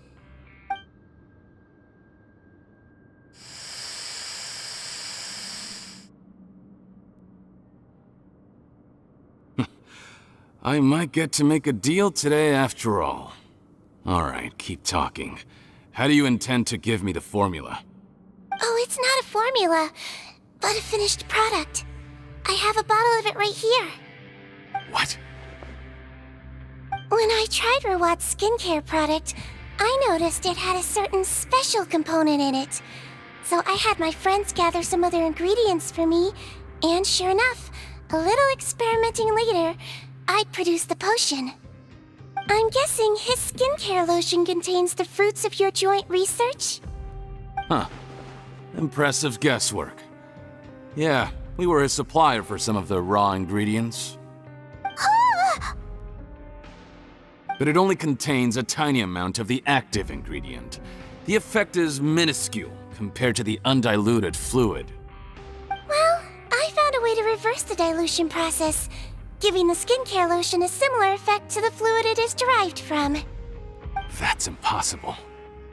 If I tell you some of the ingredients, I think you can figure it out. First, you need to combine tainted hydrophantasm tissue with transoceanic pearls at a ratio of around 3 to 7. Tainted hydrophantasms and transoceanic pearls. I see. Can't believe I never thought of that. So, can we make a deal? Sounds good to me. There's a delivery pipeline beneath this window. Drop the potion in, and I'll release you all. Nope, not trusting you that easily. You're like those naughty kids who try to hide their illness. Open the sluice gate first, then I'll hand you the potion. Even if you're not bluffing, your potion won't cure my face permanently.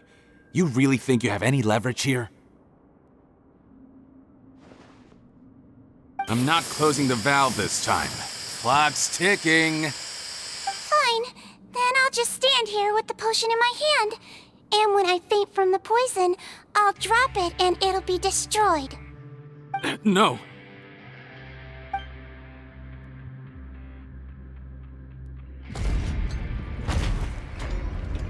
It's open! Disable that sluice gate! Jam it! Don't let it close again! That's more like it. In that case, a promise is a promise. Head nurse, there's too much poison gas in here. We have to leave, now!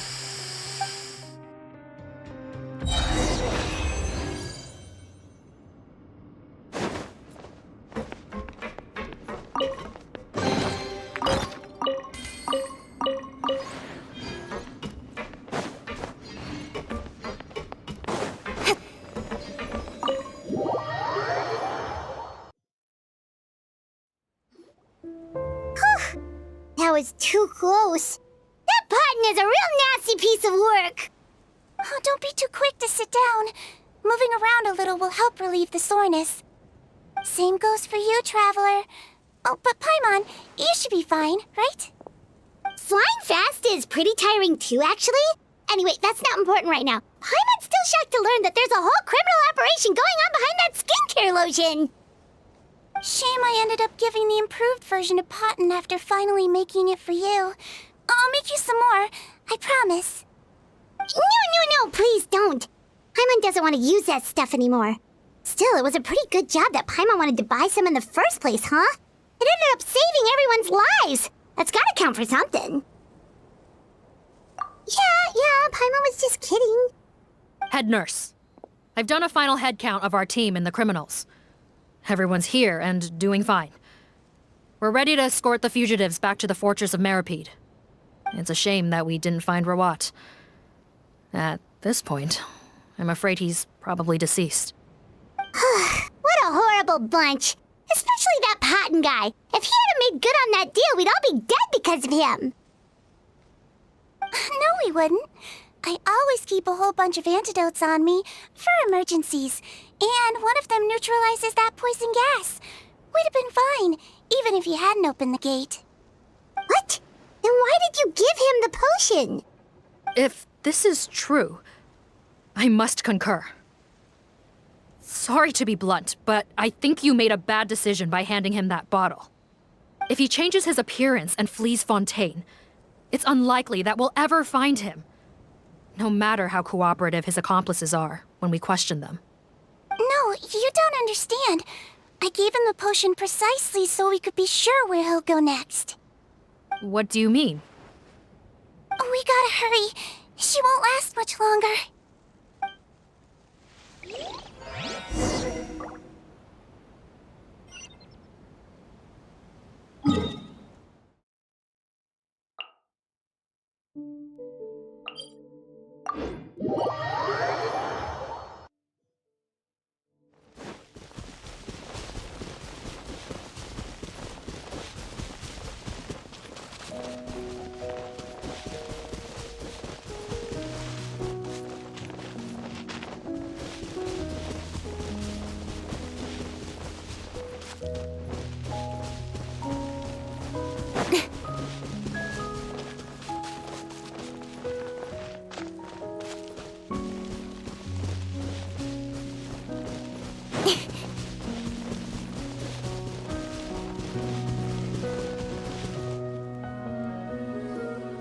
Don't move a muscle. I might be short, but I pack a mean punch. Captain, you're just in time. While I was lying in wait, I spotted this crook snooping around, trying to find a way in. So I detained him. Whoa. His face. Are you... Potten? So this is where you were heading, huh? What? This is how Potton looked before his face was marred. His current appearance matches the mugshot on his arrest warrant. I see. Wait, so what's going on?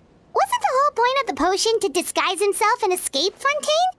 Why would he change back to his original face and run right into our trap? Enough of this nonsense. Let me in! You better pipe down. There's an old lady in there who's very sick.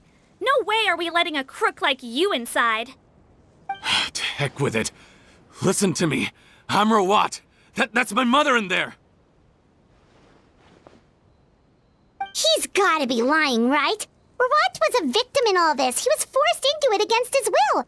How can he and this monster be the same person? Forced against his will? That's the funniest thing I've heard all day. Back when I was being coerced, everyone thought I was colluding of my own free will. And then when I actually became a criminal in my own right, you all suddenly thought I must be under duress. Amazing what a difference a handsome face makes. Save us the speech. Explain yourself. You want an explanation? Fine. I'll tell it how it is. When I was just Potton, the whole world treated me with contempt. Ew. What do you want? Get away from me. Women despise me. Collaborate? You don't look like much of a researcher to me. My peers scorned me. Mr. Potton, was it? I'm most interested in your research. Consider my offer carefully. I doubt you'll find other investment opportunities. Only villains would work with me. You want out of the game? Forget about it. Turns out, I slipped up a little. Left your picture with some Marechaussee Phantom officers. Easy mistake to make. Now they've listed you as an accomplice and drawn up an arrest warrant. So I suggest you put any thoughts of running away to rest. If you get caught by the guards for being in the synth business, you ain't ever seeing the light of day again.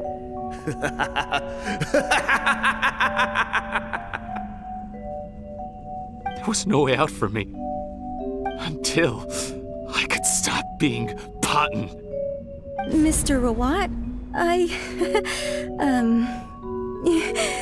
have something I'd like to tell you. I became popular with women. This new potion you developed is fascinating. Genius, in fact. Would you consider working with me? I'd be happy to sign a licensing agreement. My peers looked up to me. I'm very interested in your research, sir. You must no doubt have offers from countless investors, so far be it for me to ask for a full collaboration, per se. I merely wanted to express my interest. No pressure at all, naturally.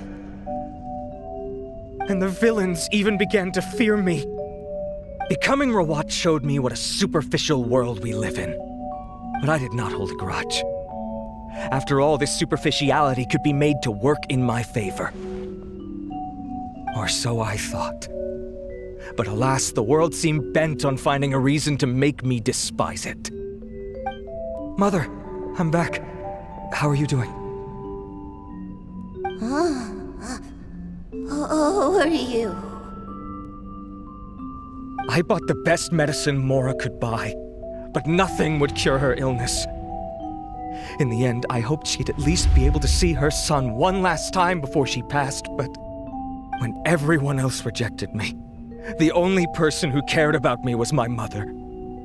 Then, when I became a rising star in the Fontaine Research Institute, I was unrecognizable to her. I have to let her see me again. Even if it means donning my own wretched, ugly face. Well, is that enough explaining for you?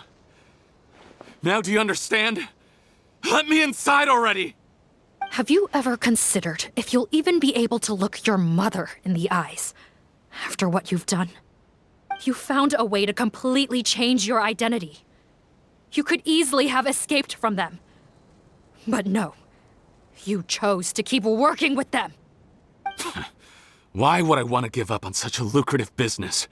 The profits were dozens of times that of the synth business, and it was all above board.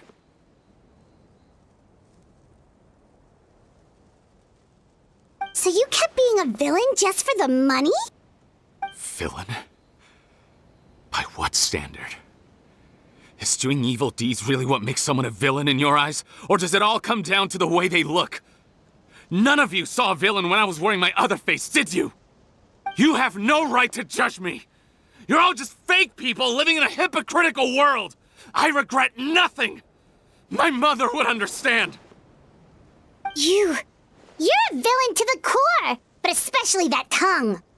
Honestly, I don't see a villain when I look at your current face either. Don't humor me. You don't seem surprised by my confession in the least. How long have you known the truth? I didn't know anything for sure until you chose to take that potion bottle and spare our lives. But if you're asking when I started suspecting you, it was the first time you came to see me at the infirmary. I had to confirm my suspicions. That's why I chose to join this investigation. Are you kidding me? A young, promising researcher and a wretched criminal? What on earth gave you the idea that they could be one and the same person? Well, there were no visual clues. This potion's face-changing effects are very powerful. Even as a Melazine, I couldn't see through the disguise. But I believe I understand humanity a little better than most of my kind. Humans have certain fundamental qualities that do not change with their appearance. Fundamental qualities, huh? So you think you're the one who's seen through me, do you? Most people probably don't know this, but I think I can guess what your deal is.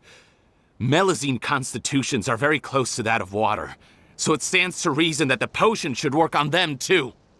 You use it yourself, didn't you? That's why you have a human appearance. Sigewinne? Yes, you're right.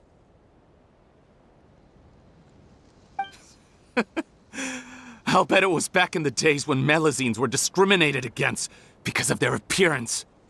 It was either carry on living in the gutters as part of an alien race cast out by humanity, or become the head nurse of the fortress of Meripede, revered by all. Not a hard choice to make. It's a no-brainer. So you see, you and I were the same. And I'm the one who saw through you! That's not important right now. You came here to see your mother, didn't you? Well, I can grant you your wish. Huh?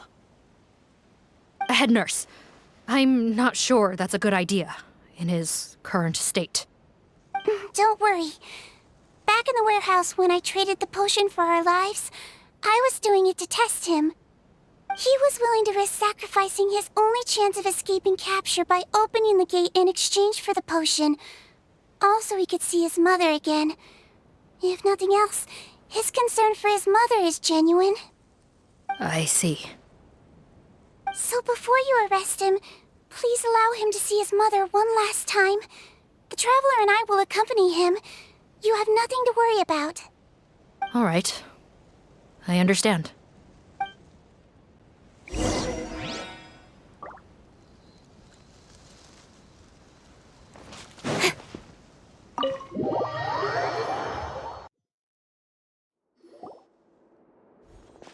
Mom? It's me, Potton, your son. You recognize me now, don't you?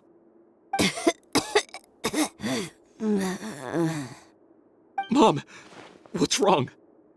I'm sorry, but I have some bad news. I examined your mother last time we were here, and it appears that due to her prolonged fever, she's lost her eyesight. What? Your appearance no longer has any bearing on her ability to recognize you.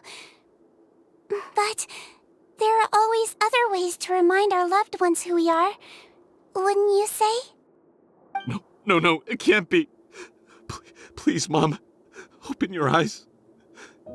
It's me, your son, Potton. If you really can't see my face, then here, take my hand. Tell me you feel your son's hand. I've done so much to get to this point. Please, you have to recognize me.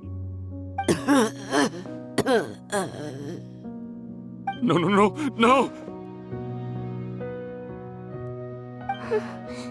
The temperature of his palm must have changed. I'm sorry. It seems I couldn't bring him back to you after all.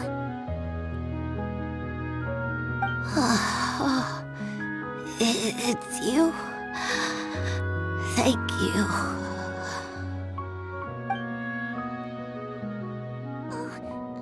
Of course. Mom, why will you answer her and not me? Why? No more questions, Potton. She's gone. Mom?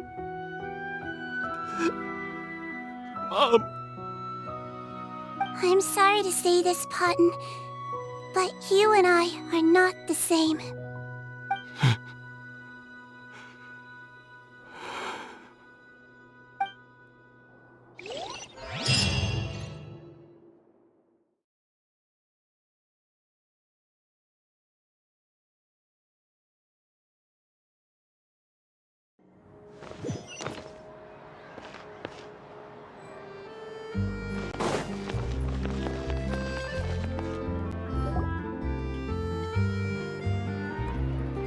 The wait is over, everyone! The sale of our new skincare product, Romaritime Essence, will now begin. Another skincare promotion! And it's selling as fast as last time. Wonder what people would think if they knew what was in the last batch. Oh, Sigewinne's here too! Hey, Sigewinne! Oh, Traveler Paimon, hello! Oh, I hope you two got a good rest yesterday after all your hard work. Of course! Nurse's orders, right? Anyway, are you here to take notes for your next article? Actually, I'm mostly here to help Officer Morgan wrap up yesterday's case. Ah, that reminds Paimon. That stuff sold like crazy, didn't it? Is it gonna cause huge problems? Nope, there's nothing to worry about. Unless modified, Butterfly Dew is an excellent skincare product that's completely safe to use. Besides, officers have already retrieved all Butterfly Dew purchased on the market. Now it's just a matter of disposal. After consulting Monsieur Nervulette, I came up with a way to neutralize any harmful effects, so it'll evaporate naturally without polluting water or soil. Wow, it's Sigewinne to the rescue again! Thank you for serving as our consultant, head nurse. All the butterfly dew we recovered has been disposed of, according to your instructions. Great! Good job, everyone! Also, you mentioned you wanted a copy of Rawat's interrogation records. Well, technically, Potton's records. Anyway, I have them with me. Here. After he saw his mother for the last time, it was like all his mental defenses came crashing down. He put up no resistance during the interrogation, and answered all our questions. We learned a lot. Apparently, the formula was something he discovered by chance while helping the criminal gang produce synth. Later, he came up with the idea to dilute it and use the resulting substance as a skincare product. Their supplier was Vache, but you could also argue that they were the ones doing him a favor. His operation helped Vache's gang dispose of an enormous amount of evidence. It made for a seamless collaboration. One man's trash was another man's treasure, and there were no loose ends. It's no wonder we never noticed what Potton's gang was up to. Vache again, huh? Is there still no end to the harm he caused? Make no mistake, the crimes of Vache and his accomplices will come to an end. It's only a matter of time. Since the flood cut off their supply of primordial seawater, they've been forced to resort to riskier methods, like using their private reserve to attack people on the street. Naturally, those attempts all ended in failure. After receiving numerous reports, we were able to zero in on the gang and eventually round them up. That sounds more like it.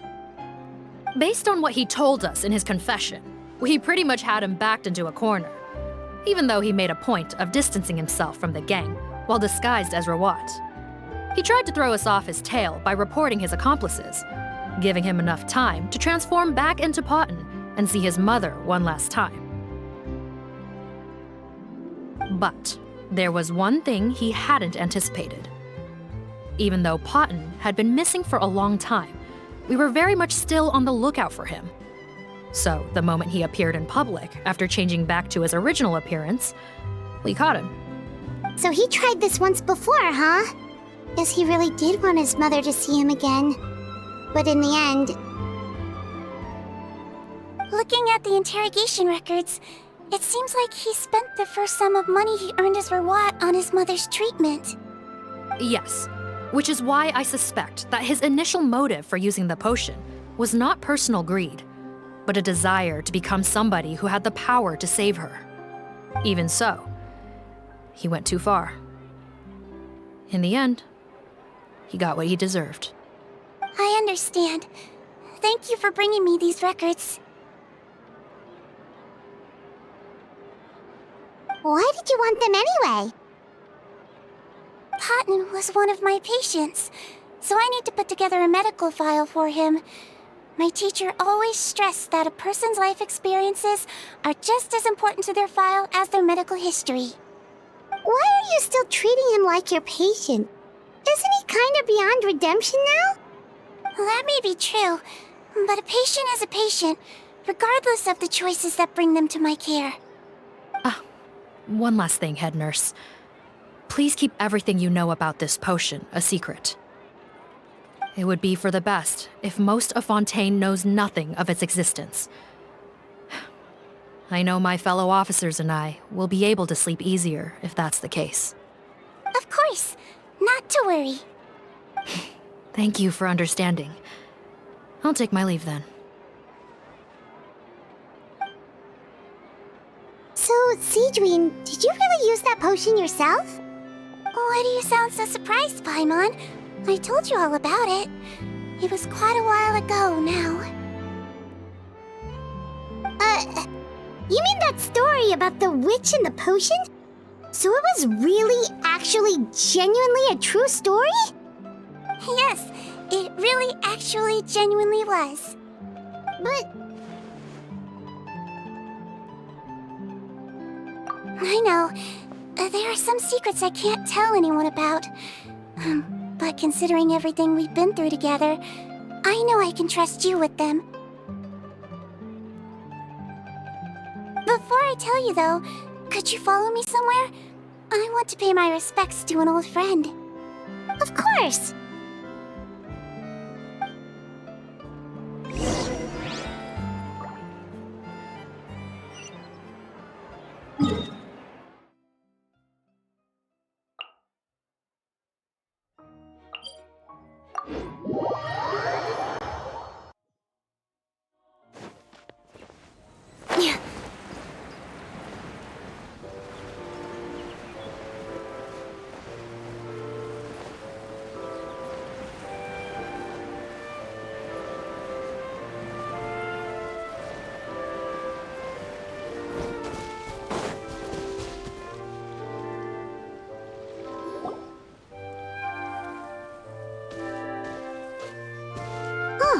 Neuvillette and Risley, they're here too!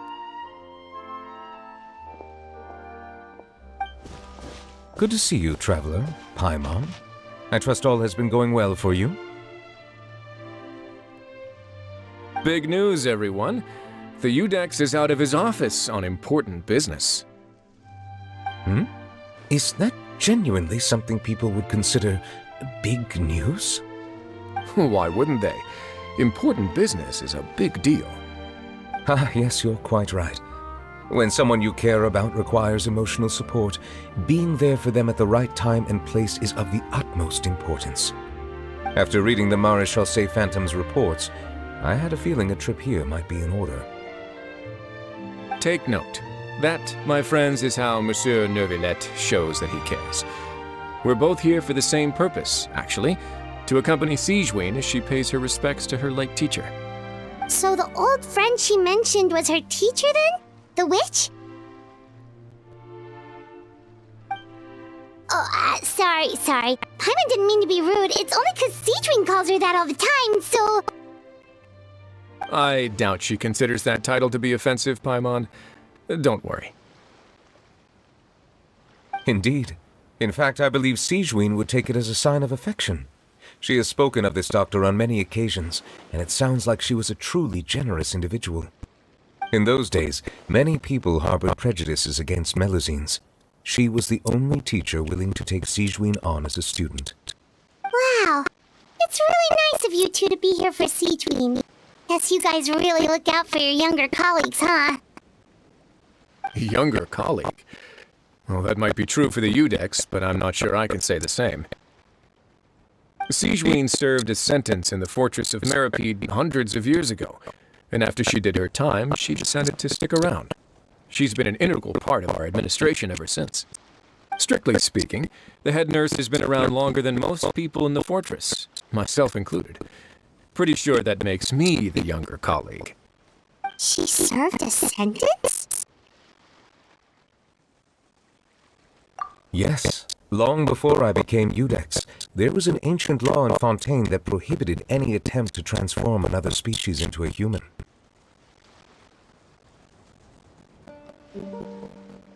Initially, I and most researchers believed this law to have been imposed due to ethical concerns.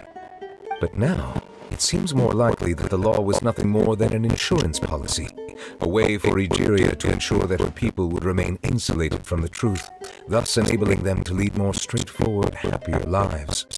Ignorance is bliss, as they say. Sigewinne had her reasons for choosing to obtain a human form, but the act was nonetheless in clear violation of the law. Could you tell us a little bit more about what happened back then? Certainly. Sigewinne does not object to her close friends learning about her history. In fact, I first learned of it myself because she confessed the truth to me of her own volition.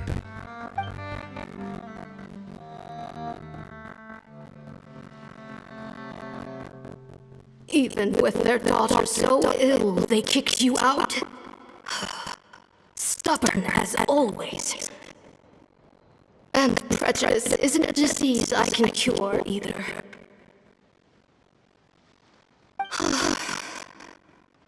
Shame that I don't have the energy to get over there. You're laughable, you old witch. You want to save everyone in Fontaine, but you can't even save the patient before you. Master, what are you... I discovered a strange disease, one I suspect that every Fontainian suffers from. But without witnesses or proof, no one will believe me. I had no choice but to experiment on myself to find a cure, but I hit a wall. And as you can see, it took a wretched toll on me. Then I'll find a cure for you, and then you can go cure her. There's no need. I am beyond saving now. There's nothing you can do. But, Master... As I said before, a doctor's duty is to treat whatever ailments they can. I know, but you don't trust me at all.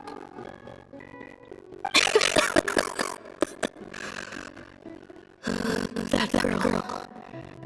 She's your first ever patient, isn't she?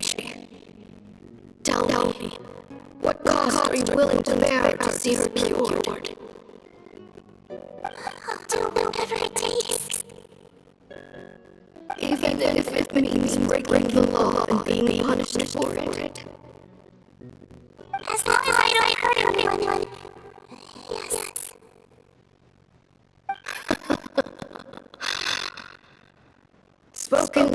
innocent student in mind. Then I shall make one more final gamble, and see my experiment through to its end. Leave me for now, and come back in 2 hours. If I am able to work this miracle, then I will have found a way to save all of Fontanians, and I shall be able to help you treat that girl. If not, then it means there is one more disease in this world that I cannot treat. In that case, do not come looking for me. I will leave you a parting gift. An accidental discovery happened upon through my study of this strange disease. It has little use, but it will at least help you cure this one patient can reach.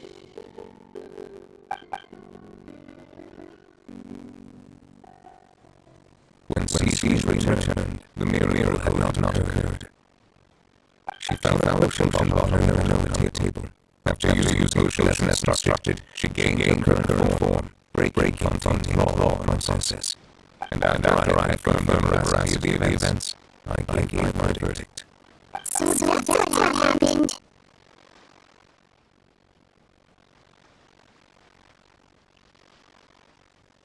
I fear Sigewinne only understood the full story after the truth about the dissolution of Fontaine was uncovered. When I reflected on all this with knowledge in hand, I felt a deep sense of regret. As I use the law to uphold justice, there are times when I cannot help but acknowledge its ruthlessness. After the final details of the events surrounding Sigewinne's transformation came to light, I checked several sources and, thankfully, the legal code does not require Sigewinne to shoulder any additional punishment. Wonder how she feels about all this. Since she invited you here, I imagine she intends to speak of these matters with you, no?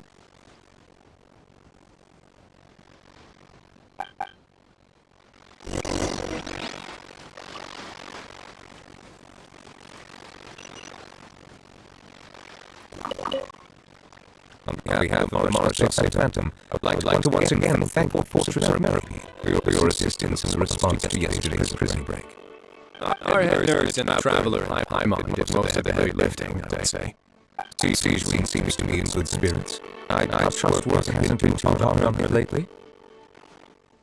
Well, she might be the only permanent medical staff in the fortress, but there's plenty of people with medical knowledge willing to help her out. I am most relieved to hear it. The way you're asking after her well-being makes you sound like a concerned parent. Well, I won't lie. I've always seen myself that way. Showing your age a bit there, don't you think? Indeed. Actually, I often forget just how much older I am than you. Well, while we're on the topic, what did you do before getting this job anyway? Spend all day swimming in the sea from east to west and then north to south? Yes, and from the surface to the ocean floor on occasion. Wow. Impressive. Apologies, this is merely an attempt at humor. You can disregard as I said. That's impossible, I'm afraid.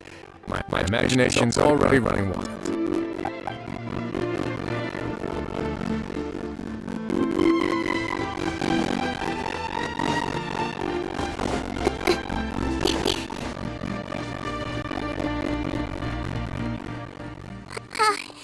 You're here. The old friend I mentioned who was my teacher. When she passed, her body was nowhere to be found. All that's left of her is an empty tomb. And even that's deep underwater now. Sigewinne, the witch who gave you the magic potion, she was your teacher, wasn't she? Sounds like she's sharing a real life filled you in. After learning the truth, it must have been hard to process, huh? Well, to be honest, after I realized what really happened that night, my first thought was that it kind of made sense. It seemed exactly like the sort of thing she would do. But she was planning to sacrifice herself and never told you. just who she was. If flying is what it took to get a kid to take their medicine, then that's what she'd do. Alright, but why did you turn yourself in? I broke the law, simple as that. My teacher made her choice, and I made mine. True. It's just the way Cotton framed it when he was asking you all those questions, it made Paimon really mad. You're not like him at all, and everything Neverlet said confirms that.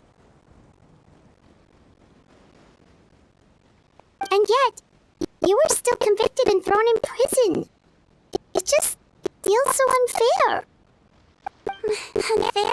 I happen to think just the opposite. If I hadn't served that time, I'm not sure I would have been able to stay strong when he was questioning me. What makes you say that? I knew you'd be curious. Let me tell you a story.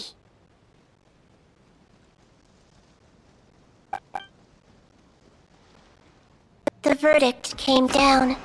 This Melusine is guilty. The Iudex defended the authority of Fontaine Law, but he did not confiscate the Melusine's medical kit.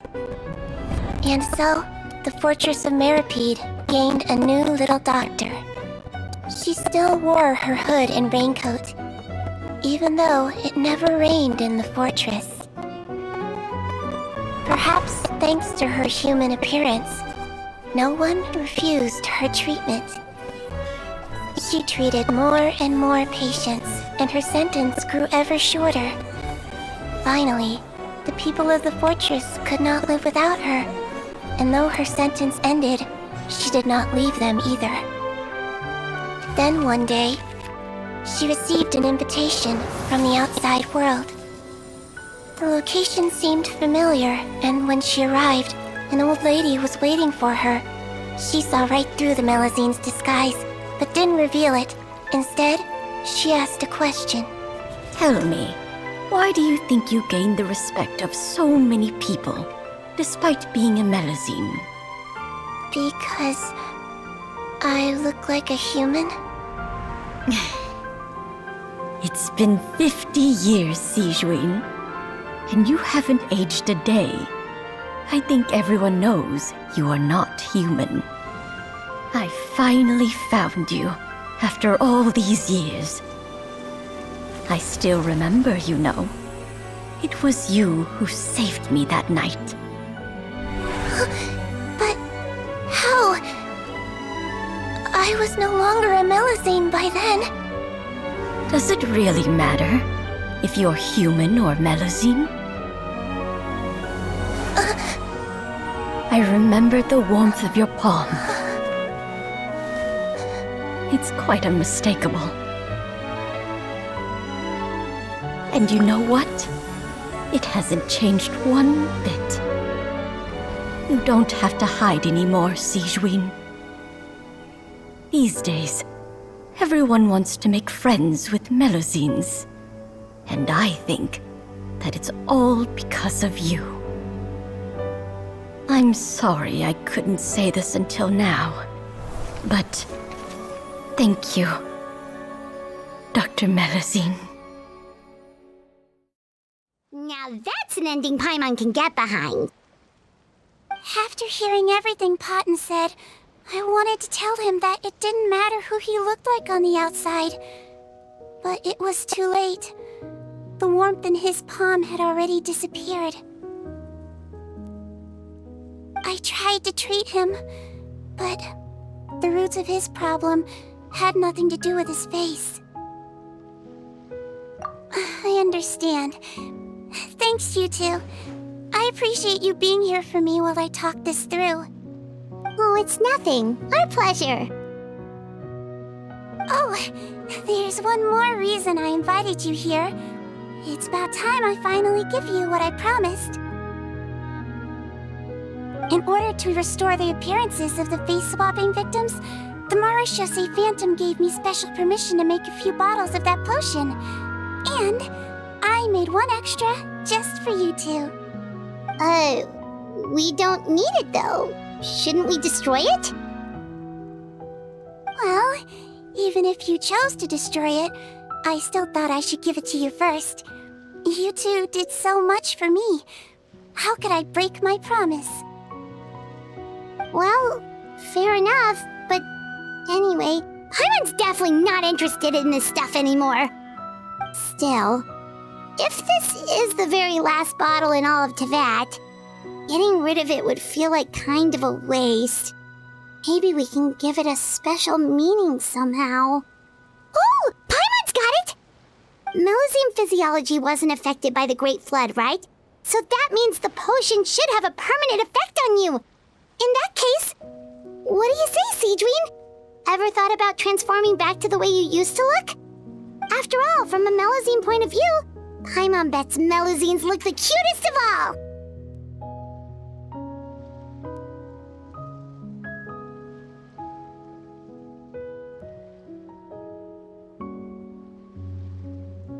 Paimon, after everything, do you really think it matters whether I'm Melusine or a human? Well... What was Paimon thinking? You made up your mind a long time ago! Yeah, let's just destroy this thing. Leave it to me.